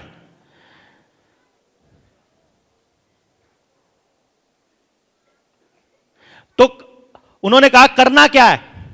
मैंने कहा आपको अभी फिलहाल, मैंने इनको यह बोला था, आपको अभी फिलहाल एक काम करना है। अगर कभी जिंदगी में मैं चुनाव लड़ने की बात करने लगूं तो तुमने पूरा जोर लगाना है कि मेरे को चुनाव नहीं लड़ने देना। बस अगर मैं चुनाव नहीं लड़ाना, अपन सब कुछ कर जाएंगे, सब कुछ कर जाएंगे। बस हमें लड़वाने के लिए यार, मैं कौन ठेकेदार होता हूं चुनाव लड़के चीजों को ठीक करने वाला। यदि हम लोग हर गांव से 10-10 योद्धा ईमानदार योद्धा खड़े नहीं कर सकते समाज में, अगर हम ईमानदार लोगों की एक पूरी फौज खड़ी नहीं कर सकते, कोई बदलाव नहीं हो सकता। एक रास्ता है सिर्फ, चुनाव। तो अगर हमारे पास ईमानदार लोग ही नहीं है, लीडर कुछ नहीं कर सकता भाई। हमारे साथ जुड़े हुए कुछ लोग लोगों को महंगे महंगे सामान बेच करके, अपने ही लोगों को काट करके, अपने ही लोगों से पैसे उधार लेके वापस ना देने वाले जा चुके हैं छोड़ करके। जनता सरकार मोर्चा से कोई नहीं है। जिनको लगता था चुनाव लड़ना ही एकमात्र ऑप्शन है, वो जा चुके हैं। जिनको लगता था कि भाई संगठन बनाओ, मैंने कहा नहीं बनाएंगे हम संगठन। आज तक जनता सरकार मोर्चा बिना किसी प्रधान के चल रहा है, एंड यकीन मानिए इसका कोई प्रधान बनेगा भी नहीं। आप लोग अपना प्रधान बनिए, आप लोग अपने 10 लोगों को लीड कर सकते हैं। 10 लोगों का प्रधान आप ऑटोमेटिक है, डिसाइडेड है, कोई टेंशन ही नहीं। आपकी लीडरशिप को उन्होंने एक्सेप्ट कर लिया है। तो हमने ये प्लान किया कि 7000 गांव हैं पूरे हरियाणा के अंदर। अभी टारगेट हरियाणा है मेरा, क्योंकि हरियाणा से अगर कोई चीज निकलती है, वेव निकलती है। 5 साल हैं चुनाव के, अभी हमारे पास चुनाव नहीं है। कोई नहीं कहेगा कि ये चुनाव लड़ने के लिए आए हैं। हम एक ही बात कहेंगे, 4 साल अपने बच्चों के लिए कर लो। लास्ट के 1 साल में पार्टी वालों के पीछे दुम हिला करके घूम लेना। 4 साल तो अपने बच्चों के लिए कर सकते हैं। उस 4 साल में हमारा टारगेट क्या है? हमारा टारगेट यह है कि हर गांव में कम से कम समझे हुए 11 लोगों की एक टीम तैयार करनी है। हर गांव में मिनिमम, अगर हमारे पास 7000 गांव से 11 लोगों की टीम बनाने की कैपेसिटी नहीं है तो हम बदलाव नहीं कर सकते। इसका मतलब जब तक ये 11 लोगों की टीम नहीं बनेगी, हम अगले स्टेप पर नहीं बढ़ पाएंगे। तब तक हम लोगों को ट्रेंड करते जाएंगे, लोगों से बोलते जाएंगे, लोगों के साथ चर्चा करते जाएंगे। तो यदि आप में से मुझे 200 लोग मिलते हैं जो पार्ट टाइम या फुल टाइम, मिनिमम 200 बोला मैंने, जितने ज्यादा होंगे उतना बढ़िया। 7000 गांवों में जाने के लिए एक आदमी के हिस्से में 35 गांव आएंगे। 35 गांव में अगर डेली एक गांव में जाता है, सुबह से लेकर रात तक रहता है और वहां काम करता है, तो हमारे पास मात्र 35 दिन के अंदर हम 7000 के 7000 गांव में अपने इस विचार को पहुंचा सकते हैं कि नहीं पहुंचा सकते हैं? क्यों जी, पहुंचाया जा सकता है ना। विचार पहुंचने के बाद बदलाव आसान है। जब तक विचार ही नहीं पहुंचा, जब तक अंदर से यह भाव ही नहीं पहुंचा कि हो सकता है, तब तक कुछ नहीं होगा। मैं आपको यह बात बहुत स्पष्ट तरीके से बोल रहा हूं और बिल्कुल कन्विक्शन के साथ बोल रहा हूं। मैं किसी भी कीमत पर अंधे कुएं में अपने लोगों को, अपने साथियों को, अपनी ट्रेन टीम को नहीं धकेलने वाला। तब तक हम क्या करने वाले हैं, आप हमारे मिशन को एक बार समझ लीजिए कि हम करने क्या वाले हैं। हर गांव से 2 बच्चे लेने हैं हमने, हर गांव से। और हमको वो 2 बच्चे लेने हैं जो मां बाप अपने बच्चों की कमियां बताएंगे पेपर पे लिख के। जिस बच्चे में सबसे ज्यादा कमियां होंगी वो लेंगे। मतलब अच्छे वाले बच्चे अपने को नहीं चाहिए, जो जिनको आप लोग अच्छा बच्चा कहते हैं वो अपने को नहीं चाहिए। हमको महानिकम्मे बच्चे चाहिए, महानिकम्मे, जिनको आप कहते हो ये किसी लायक नहीं है। ऐसे 2 बच्चे, उन 2 बच्चों को लेकर के 7000 गांव से 14000 बच्चों का एक शिष्य कुल खड़ा करने की योजना है, जिससे हर गांव को 2 योद्धा मिल सके कम से कम आने वाले टाइम में। क्योंकि कोई भी बदलाव जब होता है, मिनिमम 15 से 20 साल लगते हैं किसी भी बदलाव को आने में। आज देख लीजिए, जब हरियाणा का चुनाव हुआ था, चुनाव का रिजल्ट आया था 8 अक्टूबर को। मैंने 7 अक्टूबर के अपने भाषण में अपनी एक वीडियो में बोला था, यदि हरियाणा को पूरी तरह से बर्बाद करना है और यदि इस इलेक्शन का रिजल्ट वर्ल्ड इकोनॉमिक फोरम के हाथ में है, तो कंफर्म भाजपा की सरकार बनेगी। वरना पब्लिक सेंटीमेंट कहीं भी भाजपा के साथ नहीं था। उसका कारण है, जब आपका बच्चा 5 साल का होता है तो 15 साल बाद 20 साल का हो जाता है। 15 साल तक अगर उसको नफरत परोसते रहेंगे तो वो बड़ा होकर के खूब नफरती इंसान बनेगा। 15 साल तक अगर उसको विजन देते रहेंगे तो विजनरी इंसान बनेगा। 15 साल तक उसको समाज के लिए तैयार करते रहेंगे तो समाज में बड़े बदलाव की धारणा तय करेगा। 15 साल कम से कम की बात कर रहा हूं, इसलिए उन बच्चों को लेकर के हम शुरू करेंगे कि बड़ा तो नहीं कर पाएंगे, हर गांव को तो बदल नहीं पाएंगे, पर कम से कम 2-2 बच्चों को लेकर के उस गांव को कैसे बदलना है, इसके लिए तो पूरी फौज तैयार कर सकते हैं हम लोग। हो सकता है कि नहीं हो सकता? पॉसिबल है? बहुत आसान है। हर गांव तक जाना, जस्ट जाना मुश्किल है, लोग तैयार बैठे हैं हर किसी को पास में। और सबसे बड़ी बात उस शिष्य कुल की क्या है? मैंने नाम गुरुकुल नहीं रखा है, इसका नाम शिष्य कुल रखा है, क्योंकि उस स्कूल में, उस विद्यालय में, उस इंस्टीट्यूशन में एक भी काम गुरु के हिसाब से नहीं होगा, सब कुछ बच्चों के हिसाब से होगा जिसके लिए वो पैदा हुए हैं। वो हमारे पास सब कुछ है ही है। तब तक आपको हमारी स्किल की अगर जरूरत है, हमें आपसे पैसा नहीं चाहिए। मैं ये कुछ बेचने के लिए आपके पास सेमिनार करने नहीं आया हूं। मैं आपसे गुजारिश करूंगा हाथ जोड़कर, मुझे अपने बच्चे की काउंसलिंग के लिए मत कहिए। मैं ये नहीं करना चाहता पैसा कमा करके कहीं भी। मैंने परमात्मा से प्रॉमिस किया हुआ है, मैं इस विद्या से कभी अपने लिए लग्जरी नहीं खरीदूंगा। इसलिए मेरे पास मेरी माँ हमेशा पूछती रहती है, कुछ करा भी है आज तक? मैंने कुछ नहीं करा, बस मैंने ये कमाए हैं, ये हीरे कमाए हैं, बस और कुछ नहीं करा। अपने पास कोई सेविंग नहीं है, अपने पास कुछ नहीं है। मुझे इतना यकीन है कि कल को अगर मुझे कुछ हो जाता है तो मेरा बच्चा भूखा नहीं मरेगा, मेरा परिवार अनअटेंडेड नहीं मरेगा, क्योंकि अब मैं हजारों परिवार का एक हिस्सा हूं। अब मेरे पास इतने सारे परिवार हो चुके हैं। इन परिवारों को लेकर के अपने को सिर्फ एक काम करना है कि भाई कुछ लोग, चुनिंदा से लोग अपने समाज के लिए निकलें, जो निकल सकते हैं। कोई प्रेशर नहीं है आपके ऊपर कि आपको निकलना पड़ेगा। जिसको समझ में आ गई वो तो सब कुछ छोड़ के निकलेगा। मेरा तो इंस्टीट्यूट था, बताऊं मैं, इंस्टीट्यूट वाले तो करोड़ों रुपए कमाते हैं। मेरे जैसा मास्टर तो जितना पैसा छापना चाहे उतना छाप ले। पर जब मैंने पूनम से बोला था अपने बच्चे के बारे में, मैं कहा पूनम अगर करोड़ों रुपया हो अपने पास, हम तो उस साल प्लान बना रहे थे कि अगले साल ऑडी लेंगे, तेरे को बीटल दिलाऊंगा, इधर 5 करोड़ का मकान लेंगे, ये इतना पैसा आ गया, इसका करेंगे क्या? जिस दिन ये समझ में आया है उस दिन ये समझा कि अगर पास में 500 करोड़ हो और बच्चा डॉक्टर बना बाथरूम में पड़ा हो तो क्या करूंगा उस 500 करोड़ का? है, सोचो ना, क्या करना है? नथिंग, किसी काम का नहीं। नहीं चाहिए, ये नहीं चाहिए, ये कम से कम नहीं चाहिए। हमको अपने बच्चे के लिए कुछ करना। और मेरा बच्चा अभी तक बचा हुआ है, सिर्फ उसका एक ही कारण है, क्योंकि मैं कभी उसको समझाता ही नहीं हूं, कभी नहीं समझाता। हम एक तरह से उस जीवन को जी रहे हैं जो हम बोल रहे हैं, तो कुछ बताने की जरूरत नहीं पड़ती। बच्चों को कुछ भी बताने की जरूरत नहीं पड़ती।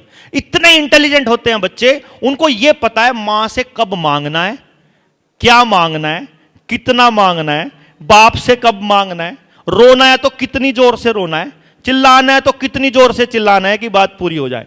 उनको इतना पता है, सब कुछ पता है उनको। They know everything, they observe everything. छोटा बच्चा समझ के ना कोई आंख दिखाना रहे, है ना एक गाना, ऐसा मत करिए। आज भाई ये दान पेटी वाले बोल रहे हैं अभी बात पूरी करता हूं, दान भी देंगे। आज खाना खाए बिना कौन रहता है? अभी रहता है कोई खाना खाए बिना? भूख लगी है क्या? भूख तो अपन यहां मार देते हैं सबकी भूख तो नहीं लगेगी, बट फिर भी खाना अभी बचा है तो जाते हुए एक तो खा करके जाइएगा, जिसको भी जाना है। अभी जा नहीं रहे हैं, अभी बहुत टाइम है, कहीं किसी को जाने की जल्दी पड़ी है।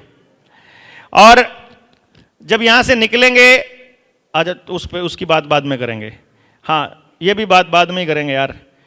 जुड़ने के लिए, हाँ, सबसे बड़ी बात ये रह गई भाई, जैसे जितने लोग आप यहां बैठे हैं, जितने भी लोग बैठे हैं, आप में से कितने लोग हमसे डायरेक्ट जुड़े हुए हैं अपनी टीम के साथ? ये डायरेक्ट हैं। और कौन है जो जुड़ना चाहता है, परमानेंट जुड़ना चाहता है, रेगुलर? चलिए हाथ नीचे कीजिए। देखिए हम लोग क्या है, एक नंबर है, इधर इन्होंने नहीं लिखा, गलती करी, पर नंबर बड़ा आसान सा है, वो आप डायल कर दो अभी के अभी, अभी के अभी कर ही लो, निकाल करके पॉकेट से, क्योंकि सिर्फ डायल करने से ही आपके पास सब कुछ आ जाएगा। हमारे साथ कनेक्ट होने का तरीका, जब आप उस नंबर को डायल करोगे तो एक दूसरे नंबर से आपके पास मैसेज आएगा व्हाट्सएप पे, किसी और नंबर से, और जब वो मैसेज आएगा तो उसमें ऑप्शन दिया होगा कि आपको हमसे जुड़ना है, जीएसएम से अगर आपको जुड़ना है तो इस फॉर्म को भर दीजिए। तो आपका जिला जो भी है, आप उस जिले के साथ में अपने आप ऑटोमेटिकली कनेक्ट हो जाओगे। तब हम आपको बता देंगे आपके जिले के ये साथी हैं, आपका स्टेट ये है, आपका गांव ये है, तो आपके पास में पूरा ऑप्शन, फिर हम इसको सेग्रीगेट कर लेंगे और एक एक व्यक्ति को आप में से हम कोशिश करेंगे कॉल करने की। तो हमको कॉलिंग टीम भी चाहिएगी सब सारे काम के लिए। कॉल करके हम इस अगले स्टेप पे बढ़ेंगे और एक कॉल देंगे हम जिसमें हमको ये 200 लोग चाहिएंगे, जो मिनिमम 200 हैं। तो आप में से जो जो लोग आना चाहेंगे उस प्रोसेस में, वो एक दिन का एक ट्रेनिंग प्रोग्राम रखेंगे हम लोग सिर्फ उनके लिए, जो जाकर अपने गांव, कोई भी जिम्मेदारी ले लो, कोई 2 गांव की ले लो, कोई 5 की ले लो, कोई 10 की ले लो, कोई 1 की ले लो, कोई अपने पड़ोस की ले लो, कोई टाउनशिप की ले लो। जिम्मेदारी क्या है? आपको केवल बातचीत करके उस दिन का काम करना है, बस, ज्यादा कुछ नहीं करना। हम आपसे पूरा दिन ऐसा नहीं कुछ करवाने वाले हैं कि आपको बहुत ज्यादा परेशान होना है। बड़ा सिस्टमैटिक आप आओगे उस दिन, आपको मालूम पड़ जाएगा कि उसमें भर देना आप जहां से हैं, फिर हम आपसे संपर्क कर लेंगे। नंबर है 95 यानी 95 1817 यानी 1817 1817। दोबारा से रिपीट कर रहा हूं, 9518170000। इस नंबर पर आपको मिस कॉल करनी है। अभी कॉल कर देंगे तो मिस कॉल में चले जाएगी, कंप्यूटर बोलना चालू कर देगा, साथ के साथ आपके पास मैसेज भी आ जाएगा। ठीक है जी, तो ये पहला काम हो गया। लाउड स्पीकर ऑन मत करिए, लाउड स्पीकर बंद रखिए, अपने आप कॉल चालू हो गई तो समझो आप जुड़ गए हैं परमानेंट। आपका नंबर हमारे पास आ गया है और आपको अब आपके पास जो मैसेज आया करेंगे, हर मैसेज का पैसा देना है, क्योंकि वो जो पेड सर्विस है ये, तो हर जिन लोगों को मैसेज भेजते हैं उसका पैसा लेते हैं वो कंपनी वाले। और इधर दान पेटी रखी हुई है, इसमें कैश भी फेंक सकते हैं, इसमें ये बार कोड भी लगा है, वो भी जाते हुए, अभी नहीं, ठीक है। क्योंकि ये सारी व्यवस्था जो है आशीष भाई ने अपनी जेब से करी है। फिलहाल मैं बताऊं, मेरे पास पैसे होते नहीं है। मैंने इनको आइडिया दिया कि जितने लोग आज तक कमाए हैं इनको बुला लें क्या। इन्होंने बोला जी ठीक है। इन्होंने अपनी टीम से उधार मांगे हैं, किसी से उन्होंने वो कौन सा विकास कह रहा था मैं बढ़िया से ले आऊंगा जी, 3-3.5 लाख रुपए वो उन पर से ले आया। ऐसे करके इसके 8-10 लाख रुपए जो खर्चा हुआ है वो सब इन्होंने किया है, अपने पास कुछ नहीं है। तो अगर जो मान लो आप लोग सारे के सारे यहाँ अपना अपना सहयोग अगर देते हैं तो मुझे लगता है कि हमारा खर्चा पूरा हो जाएगा। नहीं भी देते हैं तो भी कोई दिक्कत नहीं है। किसी भाई को अगर जाने में दिक्कत है और उसके पास किराया नहीं है तो इधर पड़े होंगे, इधर से ले जाना, मतलब ऐसी टेंशन नहीं लेनी है कि दे के जाना है खाली, ऐसे कोई दिक्कत नहीं है। दूसरी बात, एक बहुत बड़ा रेवोल्यूशन इस पूरी की पूरी यात्रा में हमारे साथ बीता। वो रेवोल्यूशन है हमारे बीच में, उस रेवोल्यूशन को शुरू करने वाले और इस पूरी मुहिम को रंग देने वाले शख्स बैठे हैं जिन्होंने अपने जीवन के 15-20 साल लगाए एक रिसर्च पर, यह ढूंढने में कि जिस चीज के लिए हमने अपने बच्चों को भगाया हुआ है, जिस चीज के लिए हमने इसको दौड़ाया हुआ है, वो चीज जिसको हम रुपया कहते हैं, वो क्या है, उसका क्या रोल है हमारी जिंदगी में।